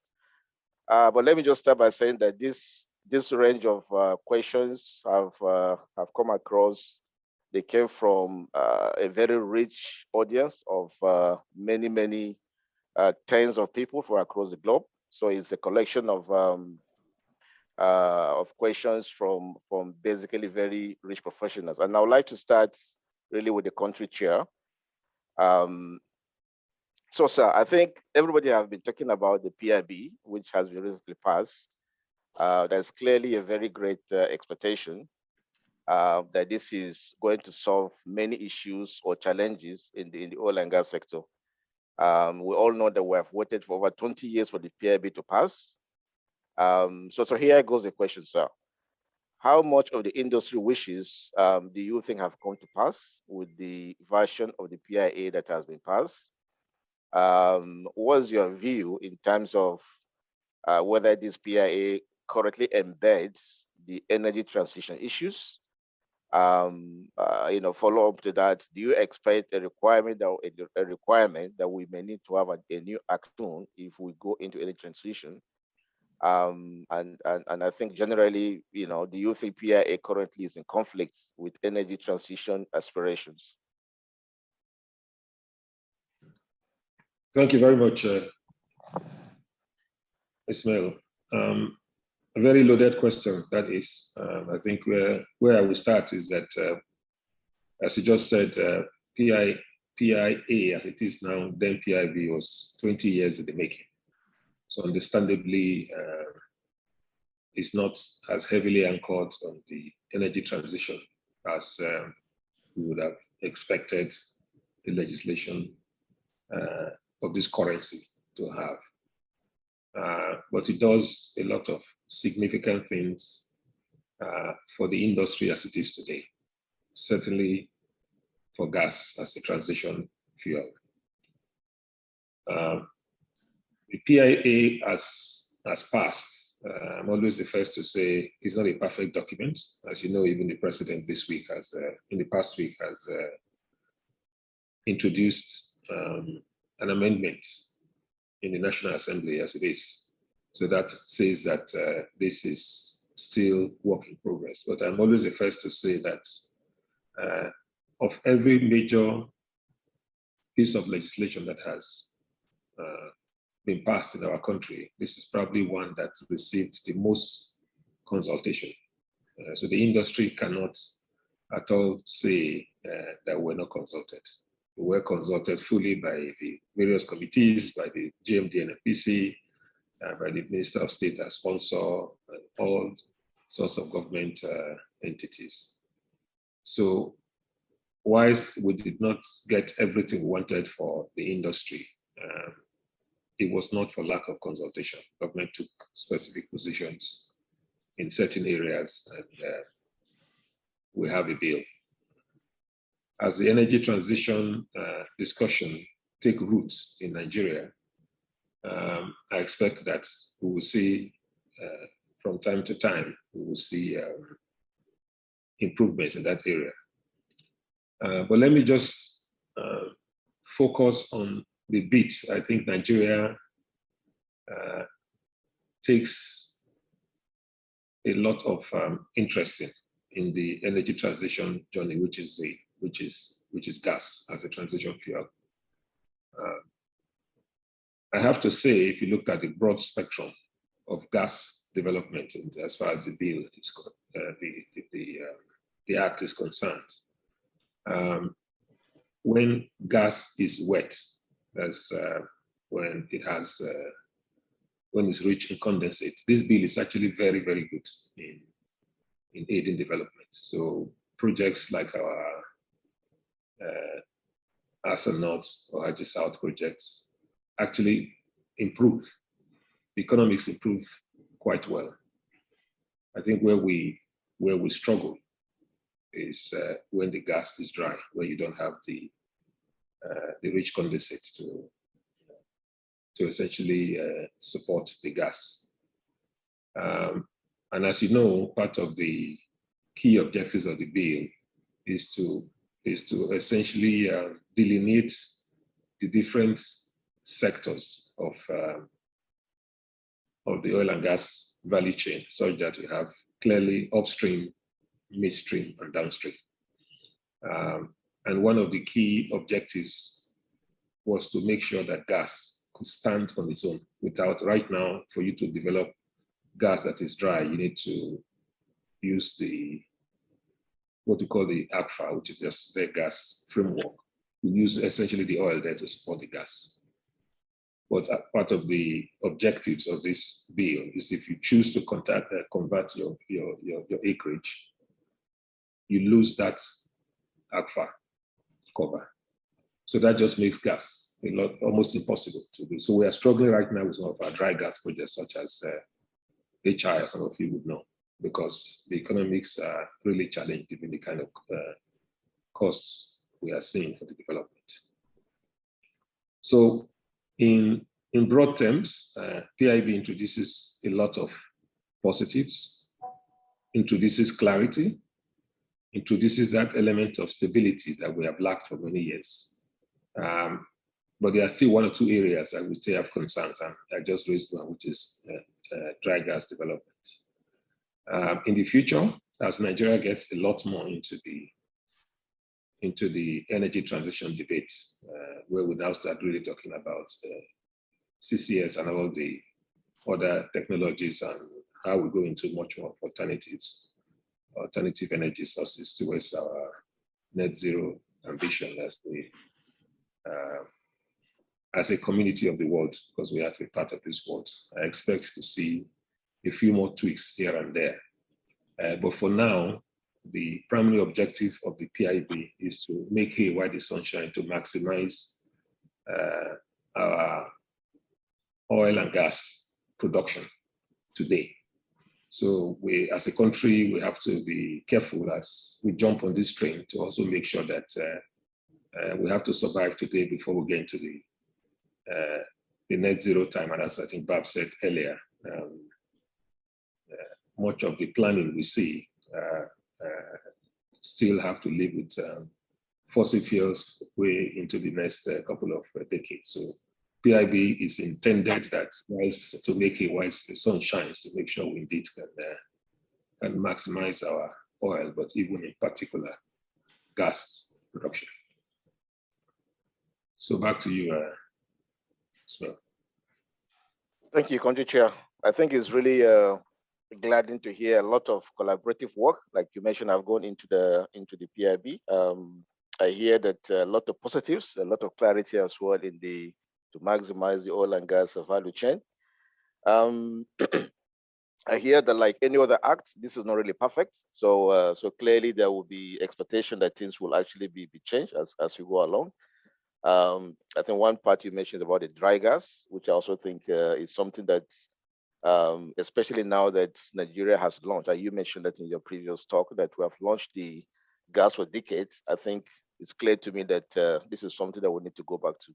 But let me go to Dr. Philip, because I think one of the important area that we have always had, especially between the what I will call the let's say the Mint, which is Mexico, Indonesia, Nigeria, and Turkey, and then the BRIC, which is Brazil, Russia, India, and China. There seems to be some I won't call it conflict, but some kind of this kind of non-alignment between the global north and global south in terms of the importance and whether the energy transition is really critical, right? Do we really need to have it now, or are we better off just really keep producing what we have, and then we'll talk about energy transition later on? What's the urgency, do you think, for the oil transition? Do you think this is really like a political struggle between the global north and global south, or this is something that we need to have now? Thank you very much, Ismail, and let me recognize Her Excellency and the Ambassador and Country Chair, as well as my predecessor, Babs Omotoa, as well. I think to your question, there's no doubt that there's an urgency. You have to be dead not to recognize that climate change is a reality, and climate change doesn't pick and choose between rich country and poor country. It impacts everybody, whether you're in the north or the south. It really doesn't select. And so, whether we're talking about wildfires in California, we could be talking about floods in Bangladesh or hurricanes in the Caribbean, rising sea levels in the Maldives. It really almost doesn't matter where you are anymore. We're all subjected to climate change. So the threat is the same, and it affects everybody, and it's getting worse. So places that have been largely spared, like Nigeria, it's, at the pace that things are going, if they continue, it's just a matter of time. And that's why it's an imperative on everybody, regardless of where you are, which country. There are no boundaries. We just have to take this with a sense of urgency. But when you then come to the response to it, I think that's where we then begin to see some differences. And so while you may look at a portfolio or a suite of options around how to respond, to climate change, what choices individual countries make will then depend on what impact it's having on them. It will depend on what types of resources that they have at their disposal. It will depend on what they can afford as a country. It will depend on what sort of human capital they have available, and so on and so forth. And so all of those factors will need to be taken on board to determine how each and every country responds. And so generally speaking, you will find that, and this point has been raised by both Babs and Osage, the richer countries in the West are better positioned, both in terms of technology, in terms of infrastructure, in terms of resources, to be able to move forward with the energy transition, because they're going from a very different starting point, right? We're not all starting on the same line, right? And so they are able to move faster. They're already ahead in many ways and can therefore move at a different pace. A lot of the developing countries are, first of all, dealing with, if you remember some of the numbers that Babs put up around poverty, right, unemployment, and all of those factors, the lack of infrastructure, and so on and so forth. That's our own starting point. And so if you start from there, you then have to ask yourself the question, what is the right pathway for me as a particular nation to take forward? So if you take a country, like Nigeria, for example, very well endowed in terms of oil and gas, resources. And so the question is, do we just shut all the valves, stop producing, and then attempt to deploy all of our resources into going solar or wind or biomass or whatever? That would be suicidal for us as a nation. And so, as has been mentioned previously, we need to look at both. And it's a case of how do we deploy what we have while at the same time transitioning as quickly as we can, in a way that makes sense for us. And I think, Babs gave a really good example of a country that seems to be doing that quite well, and that's Qatar. Qatar sits on one of the biggest reserves of gas in the world. It realizes that this climate change and energy transition is a must. And what it has done is it has accelerated its growth from 77 million tons per annum of LNG. It's trying to add another 30 plus on top of that as quickly as possible, so that it can monetize what it already has. But because it has been blessed with natural gas and not coal or oil, it also sees longevity within the energy transition, because we do see natural gas as a transition fuel as well. So it's well positioned for that. But note what it's doing. It is using the revenues that it gets from that natural gas that it is accelerating the production of in the market to develop itself and position itself as a knowledge economy, as a digital economy, as a completely different country from where it started. And I think that's an example that we should be looking very closely at. If you look at Guyana as an example, their oil reserves, it just seems like everywhere you drill, you just get gushes of oil coming out. And together with ExxonMobil, they are putting down, a number of FPSOs a year, right, to try and monetize that as quickly as possible. The real question is, what do they use those revenues for? Does it transform them, or do they just waste it? And so those are the kinds of questions that we need to be asking ourselves, and the developing world needs to be asking itself.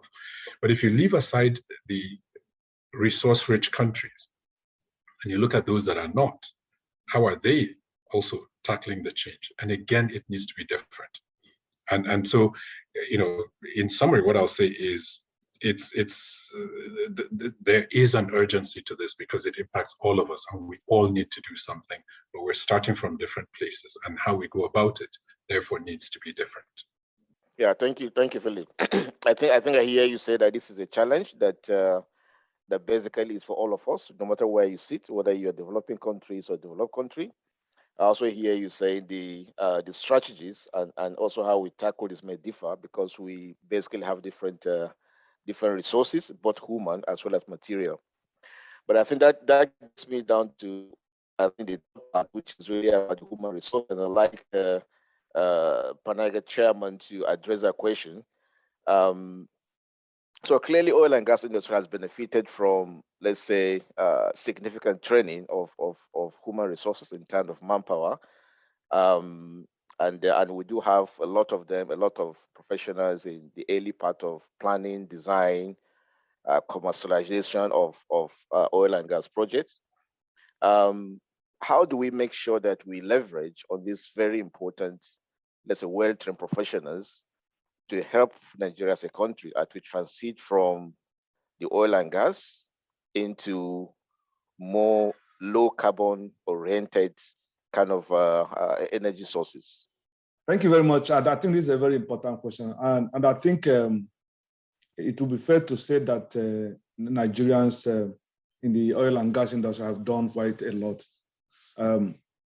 But when it comes to what we can do, to benefit from the energy transition, I think first of all, I think as professionals, we have to continue to support the positive and the progressive government policy that encourages both local and foreign investors. Like we've all said during this discussion, we still need this industry for time to come. But I think it's very, very important that we continue to influence the policies wherever we are in the organizations to attract both local investors and the foreign investors as well. I think also if you look at the capital projects that are coming across our way, it's very important also that we use our positions to challenge and ensure that there is efficiency and the sustainability of these capital projects in terms of some key decisions that we make to ensure that we don't continue doing the way we have always done it, which is probably not taking into consideration the transition that is going on. So our project has to be compliant as well as we move on. I think we can also be very active in facilitating and attracting technology transfers, especially when it comes to new innovations. If you ask me, I would say that we can actually make Nigeria a place of choice when it comes to product development. And we can do that by ensuring that we become more proactive and or rather much more receptive in innovations and new technologies, such a way that these foreign investors can actually use Nigeria as a place to test the new production, or rather the new technologies and the new initiatives. I think also we can. I think Babs talked a lot about coaching and mentoring, which is an area that I'm quite passionate about.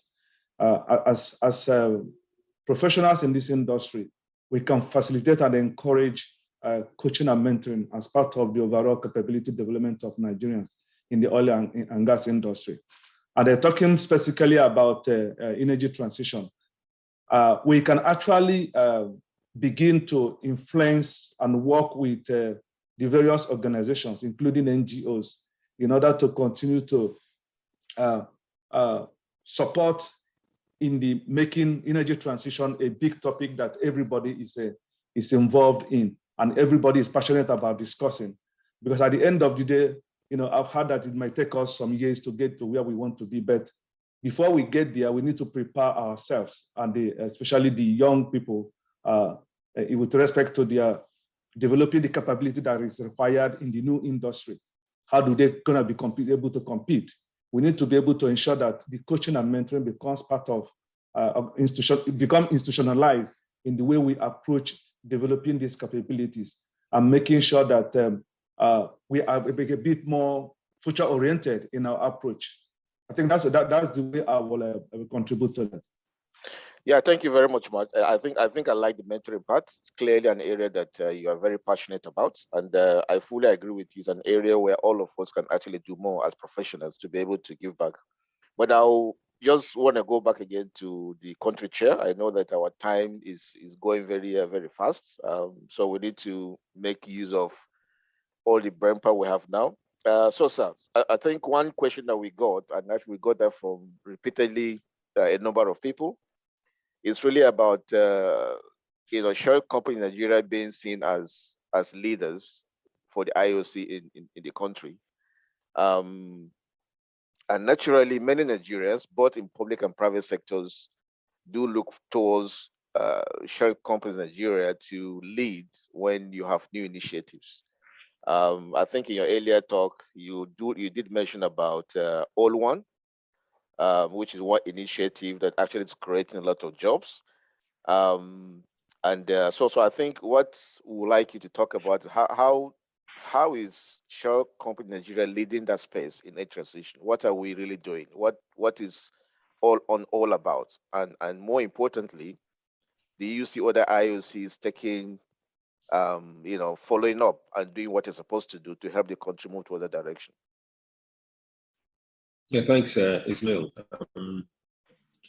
It is difficult in our country to discuss energy transition at this stage without a key focus on gas as a transition fuel, but also, frankly, because it's a rich source of funds to us as a people. I mean, I can't remember the numbers now, but Nigerian LNG on its own, significant contributor to our own GDP and government revenues.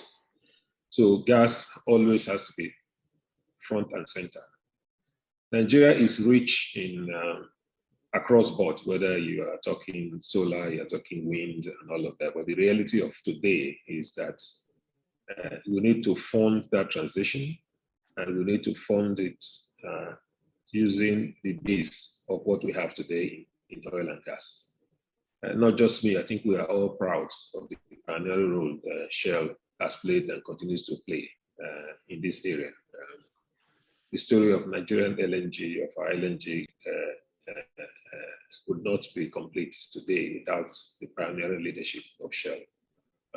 As you know, we are the only IOC in the country that has a wholly owned domestic gas business. And Philip on the call probably was a past MD of that entity. So we are just continuing that tradition by seeding this company, Olon. Olon is essentially anchored on reaching the underserved, particularly in the Niger Delta. As you know, maybe 50% of our folks in the Delta are actually not on the electricity grid of the country. And almost 60–70% of them have bad grids, which is less than 4 hours of electricity a day. So this is a dire development challenge for us. So Olon was set up to essentially try and address that gap. And addressing that gap is not just in terms of investment. We have put in northwards of $20 million to support companies who are pioneers in this space. Companies like solar companies. This year alone, they have had about 9,000 connections. To date, over 40,000 since coming in. So it's actually an entity that's punching above its weight. But very importantly, in terms of thought leadership, we commit quite a bit of our funding into sponsoring policy reviews, supporting government institutions, supporting bodies like Nigerian Economic Summit Group, essentially in formulating policy that addresses our energy challenge. So quite apart from policy, government policy, partnership or funding entrepreneurs to essentially expand as energy access in this area, we also are very, very strong in advocacy and thought leadership. One thing we are not doing all along is that we are not funding companies that are anchored on fossil fuels, which is a bit of, that looks like a bit of an inconsistency, given my strong advocacy that we need to develop our energy sources today to be able to fund our budgets, but also fund the transition. But there's a realization that if Shell doesn't lead in this space, the country will probably come short. So that's why we have deliberately set up Olon to focus on non-fossil fuel based access to energy. So mainly solar. We would expand it. We keep expanding it. In fact, at full, when it's fully developed, this is going to be hundreds of millions of dollars. What is also very important is that it's a wholly Shell-funded entity. It is not a JV. So there's no NNPC or Total money there. It comes straight out of the Shell pockets. Just to put our money where our mouth is.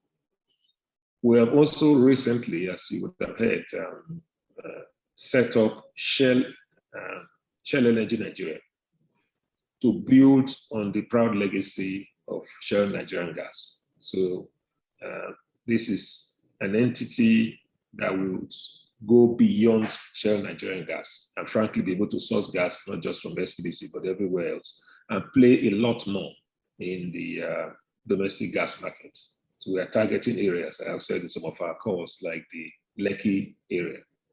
So this organization is going to grow extensively. It's going to be a much bigger entity. As a matter of fact, as we rethink our footprints in the Delta, in SPDC, we are also expanding our footprints in the cleaner energy space, anchored on gas distribution and power.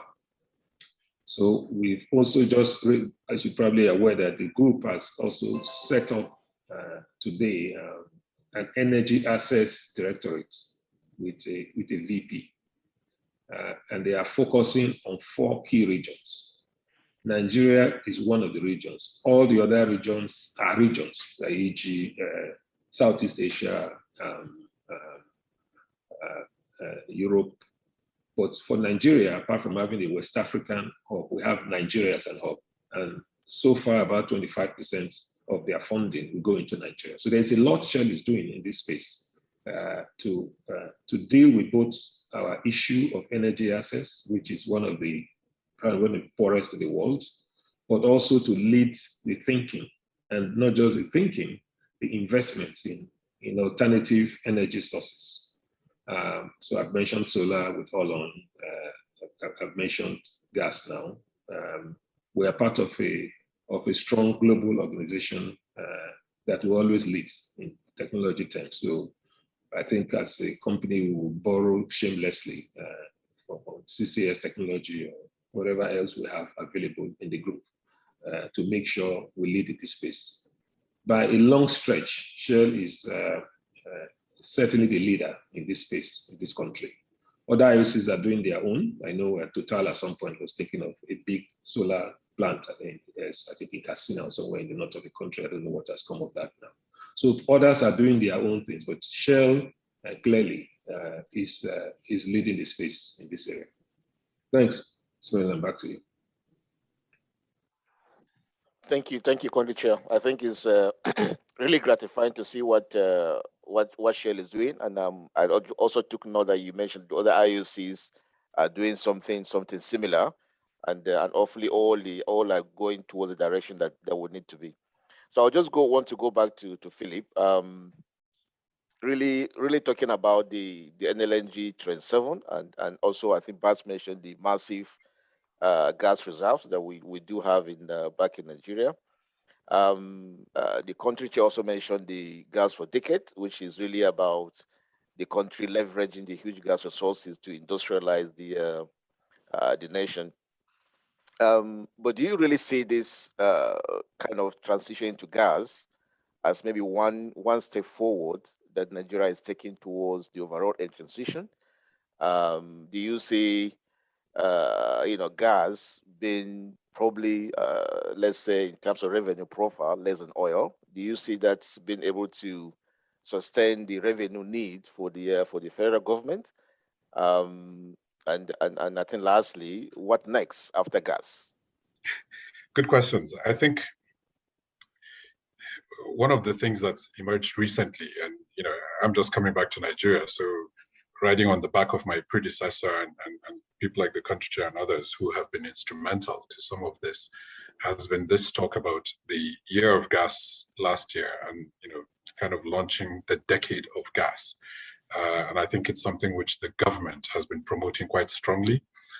This is something which NLNG is actually sponsoring and has paid for a lot of the consultancy work that is underpinning that decade of gas work that has happened so far. We are now kind of wrapping up the first phase, which is pulling together all the work that has been done in the past, so that we have a common understanding of where we are.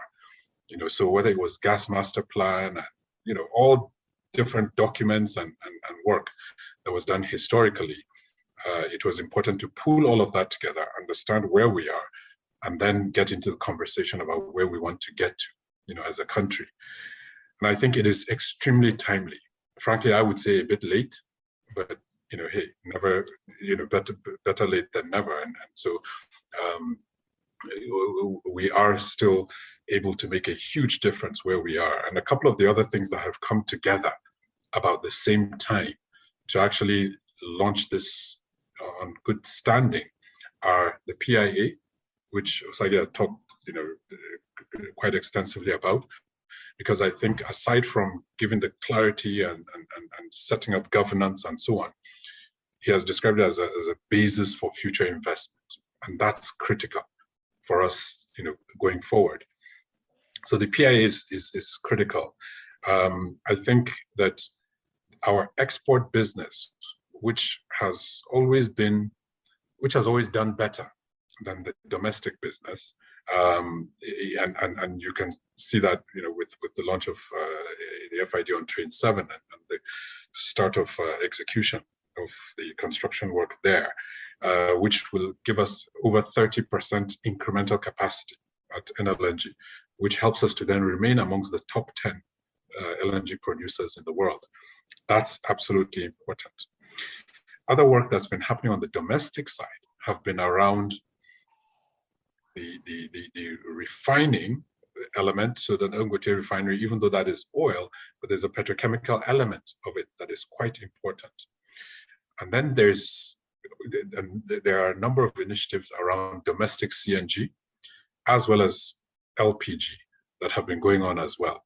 And in fact, even some conversations around domestic LNG for that matter. So we're beginning to tackle this from a multifaceted approach. And I think that is exactly the right approach to take.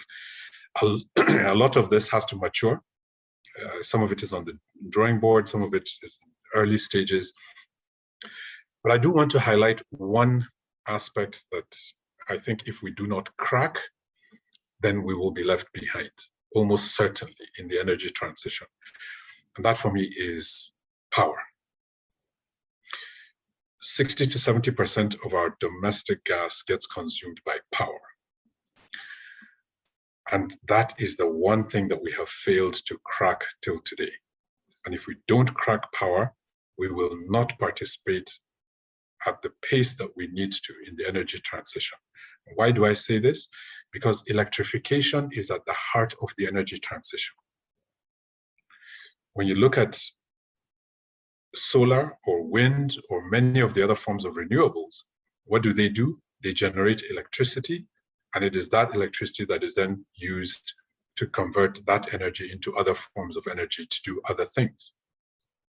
So electricity is the conduit, and natural gas is one of the best, well, it's certainly the cleanest and most efficient way of generating electricity from hydrocarbons, and we have it in abundance. So electrification is at the heart of the energy transition. Electrification is critical to Nigeria participating in that energy transition, but that's the one thing we have not cracked. And there are a number of reasons why. In my view, part of it is to do with just making the power value chain work end to end, right from the gas well all the way to the light bulb. It has to work economically for all of the investors in that chain. And today it doesn't. Part of the reason is because the electricity tariff is regulated, is controlled at an unreasonably low level. There therefore needs to be either you release that and liberalize it, or you subsidize it adequately. And you can subsidize it directly or indirectly. An indirect way is managing the upstream fiscals. Now, some attempt has been put to work to achieve that within the PIA, and I think that's good work. Whether it is sufficient or not, we'll have to see. I don't think it is sufficient when you look at the entire power value chain in its entirety. So more has to be done on that so that we open that up, because when looking forward, look at what's happening to transportation. Cars are electrifying. I mean, nations around are saying by so year, they want 50% of their vehicles as electric, and so on. Even when you look beyond to the financial sector, Bitcoin is actually one of the biggest consumers of power, electricity, in the financial sector. And if it does launch and become a more common, come to more common use, the demand on electricity is going to be tremendous from that as well. So from all intents and purposes, that's something that we just have to fix. In addition to all of the other things that I described, therefore, I think that the approach of the decade of gas is important. I hope that it is not another piece of work that gets done and is then put on the shelf. I'm optimistic, and that's why I'm supportive of NLNG, continuing to push that work. But it needs to tackle some very specific things and to create a framework for the energy transition as part of it. And so, Osage mentioned CCS, for example. Today, we do not have a framework, a policy framework for CCS. So if I, as NLNG, wanted to re-inject, CO2, DPR hasn't got a regulatory framework to govern that today. Those kinds of things all need to be put in place and put in place very quickly in order to facilitate all of the different elements that will need to form our transition into a different energy world that's ahead of us. And for us as a country to remain competitive as well. So I'll just pause there, Ismail, and hand it back to you. Yeah, so Philly, I just want to give you another leading question to that, which is, do you think Nigeria can be a leader in the energy transition? Do you think if we start early with all the things that you have actually mentioned, do you think we have an opportunity for Nigeria to lead the other African countries as, let's say, green energy leader? Absolutely. Without a doubt, we still can, despite, like I said, starting late. I think we still can. And the reason we can is because we have, number one, the human capacity to do so. We have the people, we have the brains, the intellect, and all of that to come up with the innovation and the concepts. We can actually tap on existing technology that exists in other parts of the world that others have developed, and it's about deploying them correctly. So that's easy. We even without a strong R&D base, right? We can use our human capability to pull all of that together. We have the resources ourselves to actually begin to do these things domestically, and then to begin to look at our region.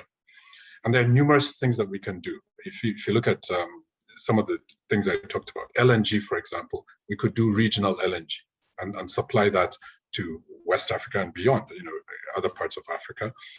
LPG is something which, if we produced enough, we can actually market that, satisfy our local demand, which is rapidly growing, which is a positive thing, but also go beyond, our borders. Many people don't realize that Nigeria has always exported electricity. We've exported electricity to our neighbors for decades, right? That's something that we can also build on, because, as I said, electricity is going to be at the core of the energy transition. And so we can grow that beyond what it has been so far. So there's so many ways that we can tackle the regional perspective so that we are and we remain leaders in the energy arena within Africa. Thank you very much, Philip. I would just like to go back to country chair again, because some of these questions coming up really wants the country chair to comment. So I think one that I also come out from, let's say, several sources about. So we do see the IOCs, Shell, BP, and others really set an agenda in terms of net zero 2050. And also having a portfolio mix going forward. So there are concerns around, let's say, the IOCs, and not just one particular one. Many of them actually divesting from their fossil fuel in Nigeria. and the need to actually attract, let's say, new investors in, let's say, other green energy initiatives. And then there's also the overriding concern about the security challenges. Are we really ready for this new basket of investors coming in? So I know it's a little bit of, let's say, many questions together, but how do you see, how do you see the current IOCs coming in trying to divest? Do you see that as positive, negative? And what's your advice to Nigeria to get ready for this, for potentially new investors, and hopefully having proper security framework and landscape where they can, let's say, benefit from their investments? Thank you, sir. Thank you. So I think a loaded question, but a very interesting and topical one, actually. You've heard me say severally that I'm a firm believer that Nigeria's hydrocarbon resources will be developed, whether by IOCs, NOCs, or indigenous players. It's difficult to remember that when many of us started this company, when we started in this company, you only had IOCs. Even the likes of ADAX and co were seen as quite small. But today, at least in terms of numbers, you can see that the landscape has changed significantly. So whether IOCs step back, made this mainly, frankly, from the onshore operations, and as you can say, you cannot divulge issues of security, sabotage, and whatever underpinning those decisions. As we step back from the onshore footprint, other players will step in. They could be national indigenous companies. They could be other internationals who are not probably not of the scale of the 5 main IOCs we have today. But one thing I'm sure of is that Nigeria will not leave its hydrocarbons in the count. It will develop it for the benefit of the Nigerian people. Having said that, security is a big issue in our country today. It's also a huge issue in our operations. I looked at the numbers yesterday. Our reconciliation factor, that is the factor between what you put in the pipe and what arrives at the terminal, was 33%. That means 77%, or if my math says me right, 67% or thereabouts of what we produce. Okay, you have to make some adjustment for maybe 10-11% for water treatment. But easily 50% of what you put in the pipe of hydrocarbons don't get to the terminal. We have been talking about this for decades. We have been unable to address it. If anything, it's getting worse. Many of you have friends in Port Harcourt. There's almost no week we don't have a colleague of ours in captivity from kidnappers. What we see in the south is child's play compared to what is happening in the north of the country, where people just drive in and take busloads of school kids and start demanding ransom. So we have real security challenges. But as Bab said during this conversation, it's important we focus on what we can do rather than just keep complaining. Without a doubt, it has an impact in the appetite of people willing to invest in our country. When people from outside the country talk to me, who have potential interest in the oil and gas industry, talk to me, by the time they are in their second statement, questions around security, sanctity of contracts, those kind of things come to the surface. So as a country, this is a national challenge. 2 weeks ago, the GMD of NNPC led a team of the industry to see the Chief of Defense Staff to just make our case. You probably recognize that as we are, despite the courts the per quota we have that is a reduced one because of the need to stabilize prices. In the course of this year, we have not been able to meet that quota in Nigeria. SPDC's production today, when I looked at the numbers yesterday, at least close to 50,000 barrels is lost between per day, is lost between the TMP and the TRP. So we do have a very fundamental security challenge that we must address. As it is anyway, security is a primary responsibility of the state, so we can only contribute in terms of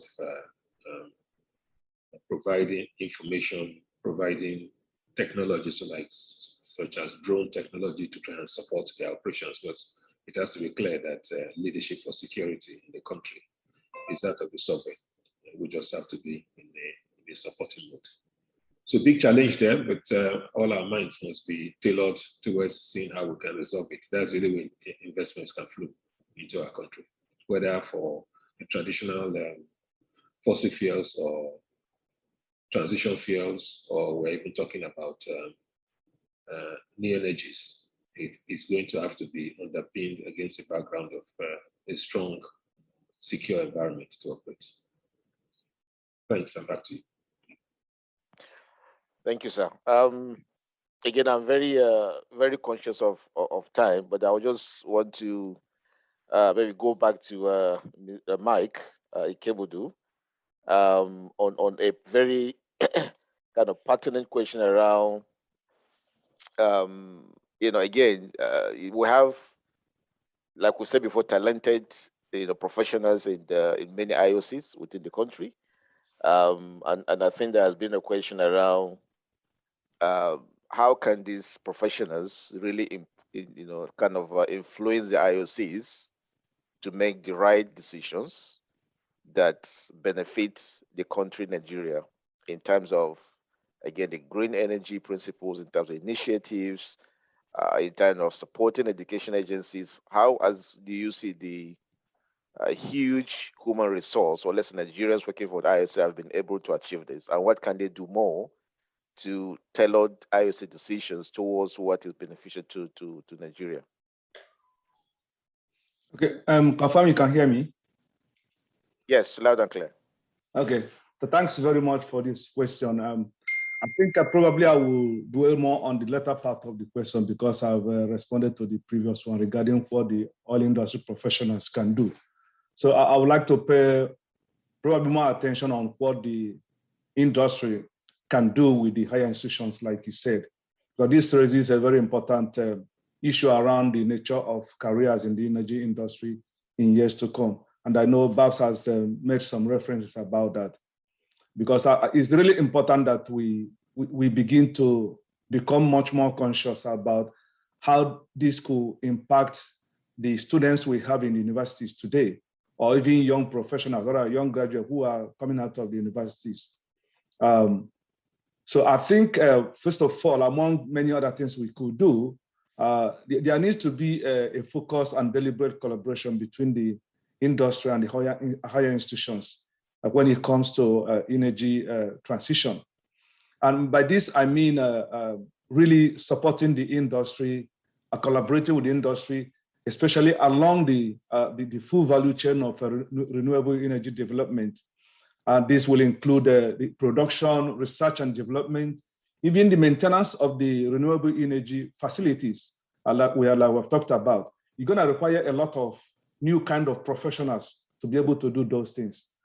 Even things around the renewable energy waste management is going to throw up a lot of careers and vocations that we probably don't have today.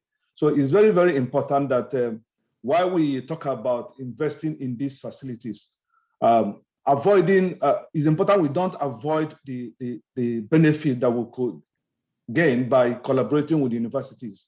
And this we could do by ensuring that we influence the kind of curriculum or kind of courses that the universities offer. Because if you look at some other universities outside Nigeria, some of them have already reduced or sometimes completely stopped offering courses that has to do with oil. So for that reason, I think it is important that we influence the universities to develop those kind of curriculum that will affect the future careers of the that are going to come up in the energy transition. And in doing this, I think the key critical factor for this collaboration will be in funding. So I've had a lot of some of the speakers talking about the funding that is going to be going on into this energy transition. It's really, really very important, but it's also very good that we support the universities and higher institutions in Nigeria to be able to produce the kind of professionals that will be going to be driving these activities in the future.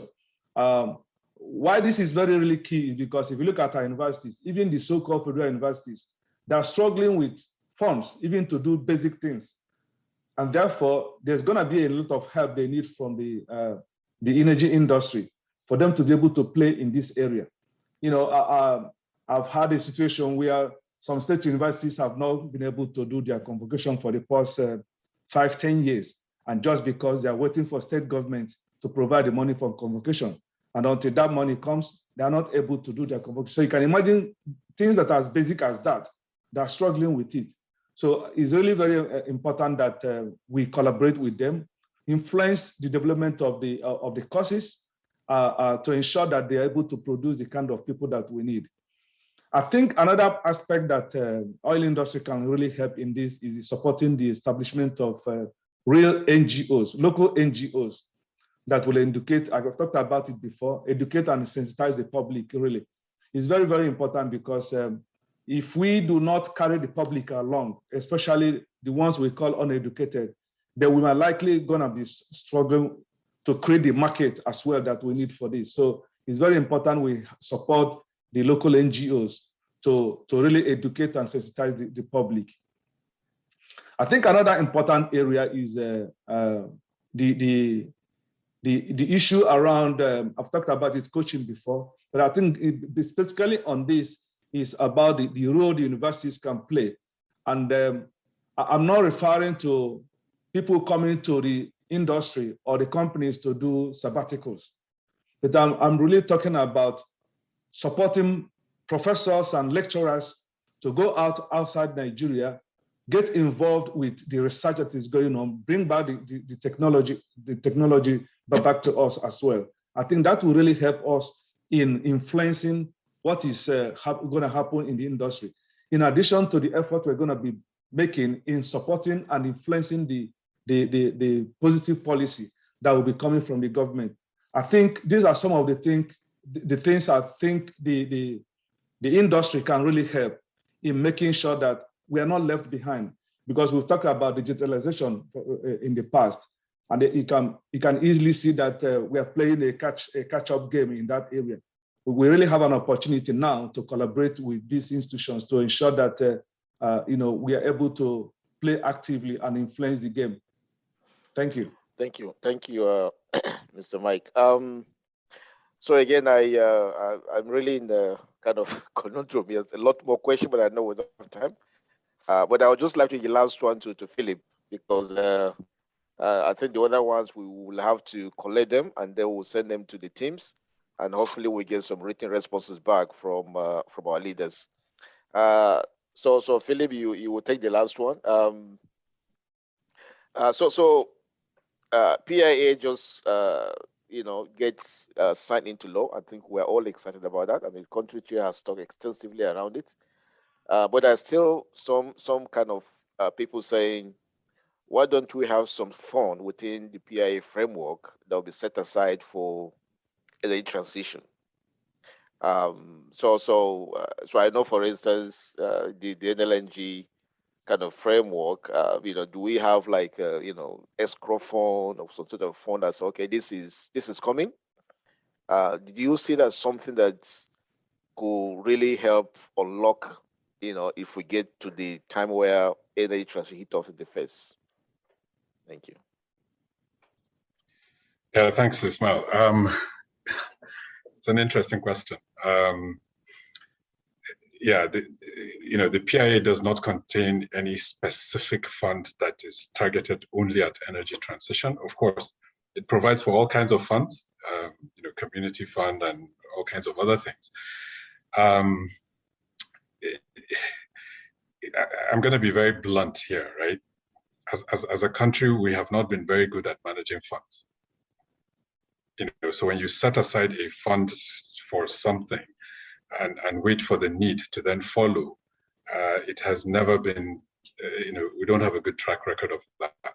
Quite frankly, I would prefer that where the role of government, is best achieved, is setting in place a framework that actually allows for private sector as well as public-private sector collaboration to then drive investment in that area that then produces the kind of results that meets our national objectives.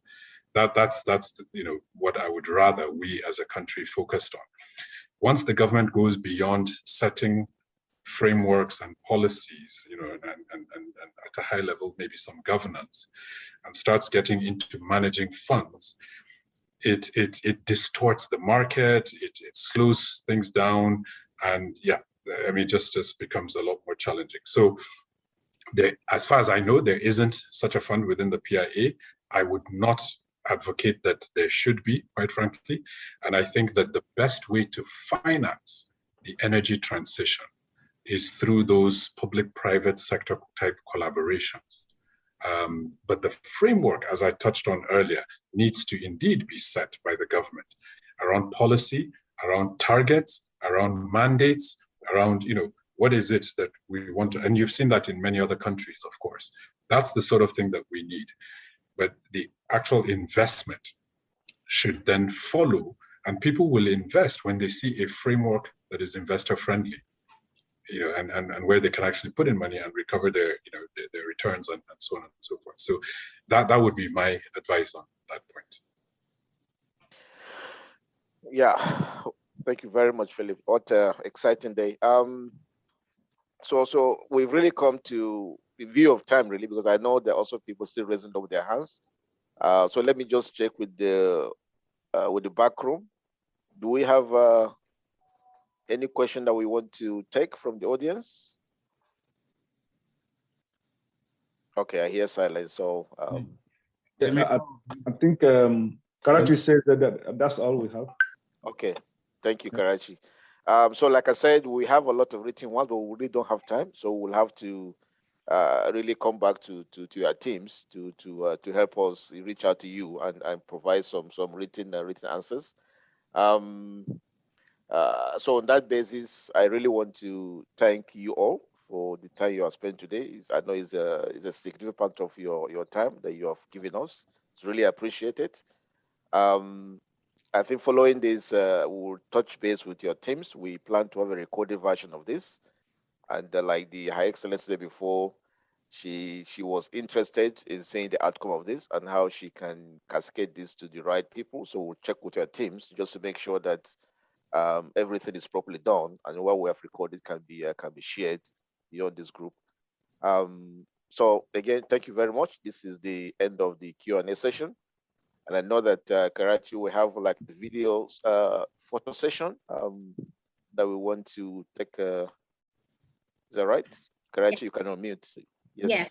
We're hoping at this point to take a picture with most of the people that have spoken to us tonight. So if they could just please kindly put their cameras on, we will just spotlight everyone's picture and take a quick screen grab. Thank you very much. There's been lots of feedback coming from the chat here, even personal messages about the impact of this panel session. Some are not wanting it to end. Some are upset that the questions have not been taken because the questions have been coming in at a very fast rate and we really can't take everything. We're running close to 3 hours as it is already. So thank you very much, everybody. We'll quickly take a screen grab now. Sadly, this is what the pandemic has cost, where pictures are being taken online. Thank you very much. Yes, the picture has been taken. Thank you so much. So we can move on to the next item now, Mr. Usman. Okay, so the next item really is to have a closing remark by Dr. Philip. Also a goodwill message. Again, we all congratulating you for taking a new position.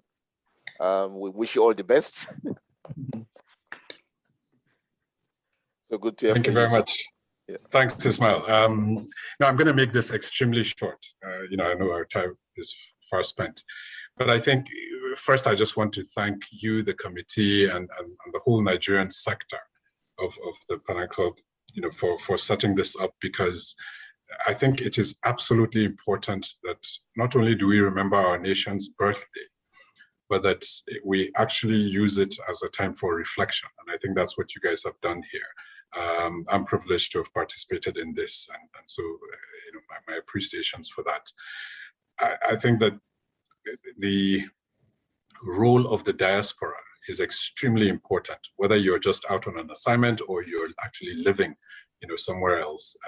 The diaspora plays an important role in the development of Nigeria. It is the opportunity we get to go out and broaden and get new knowledge and so on. And for some of us, to come back to the country and try and add value. I just returned from Trinidad and Tobago, and one of the most common questions that I've been getting has been, why are you going back? I mean, the country is upside down and this and that, and all kinds of stories. And it's everywhere I turn. That's the same question. And I'm like, but it's home. And not only is it home, I have just gotten the opportunity to develop, to broaden, to learn more. And I now have a chance to go back and apply it as my own contribution to Nigeria's development, in a very unique position. I mean, it's just, I can't even think about not coming back, right? So I do think that it is important, no matter where we are, no matter what we're doing, to constantly ask ourselves that question of, how can we contribute to improving and making Nigeria a better place? This is one of the things that I really like about the vision of NLNG, which I think started way back in Bab's time. Tony, I think, inherited it and kept it. I have now inherited it and I keep it.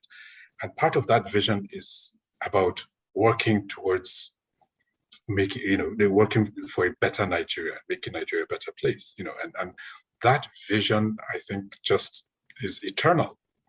And that's what all of us need to be doing, regardless of where we are in the world. So, it is therefore important for us to recognize that just because we're outside doesn't mean that we don't have a role to play. And that comes back to one of the points that Babs mentioned around being the change that we want to see.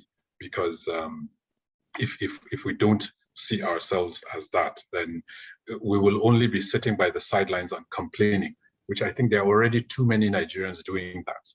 We don't need to add to that number. The energy transition, I think, is not only just a topical issue for discussion, it is probably one of the biggest challenges that we will face in the next decade or so as a nation.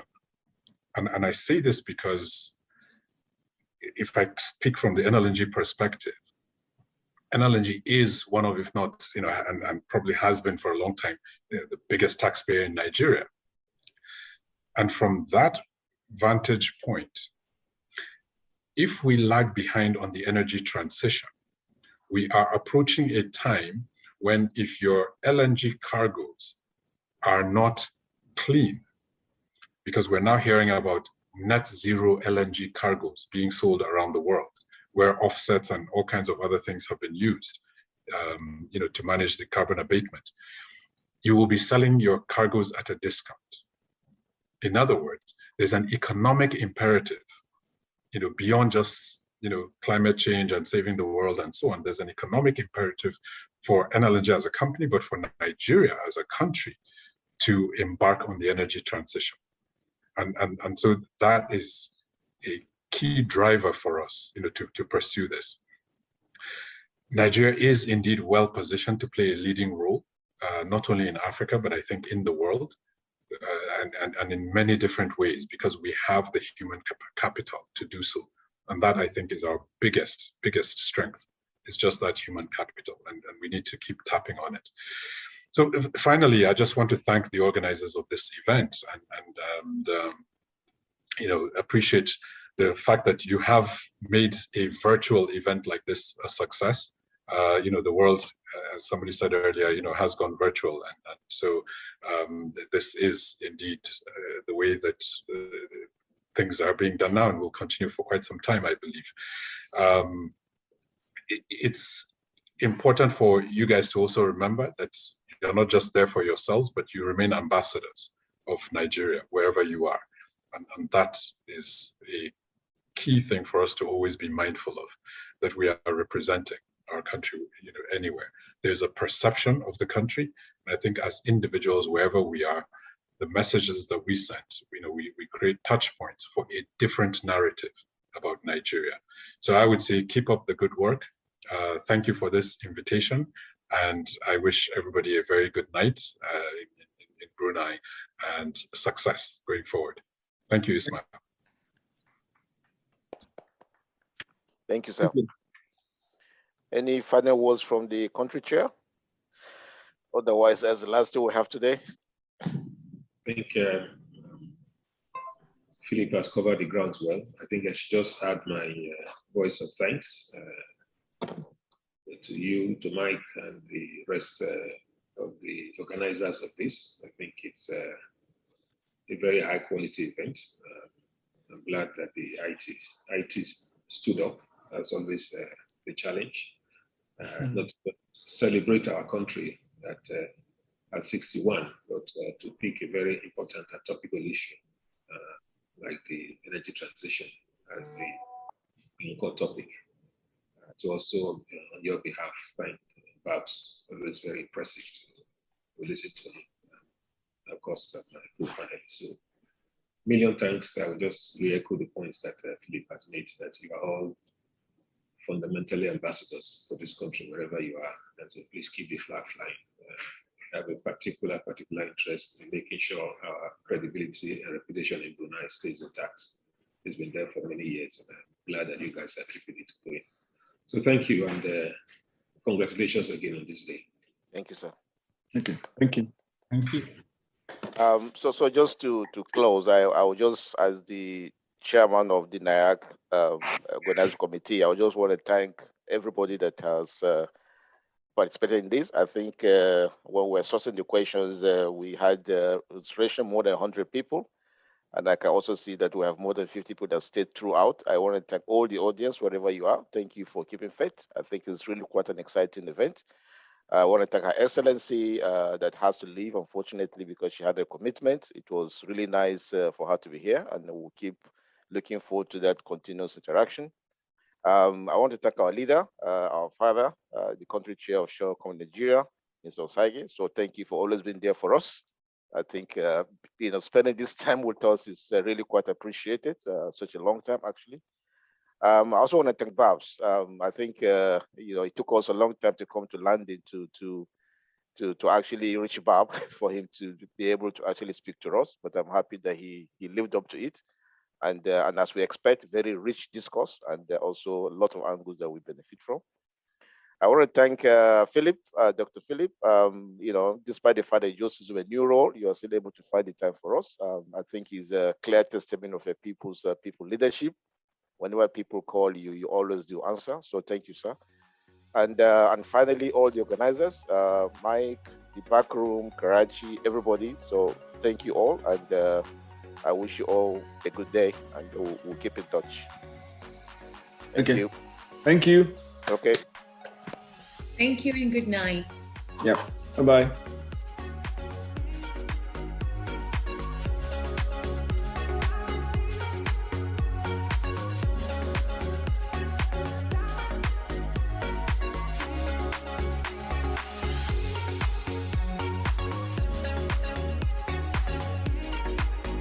Thank you so much, Mr. Quite Osage. supportive of ourselves. And thank you very much, Karachi.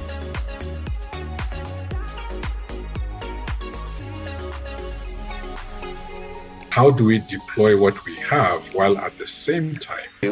Thank you. Okay.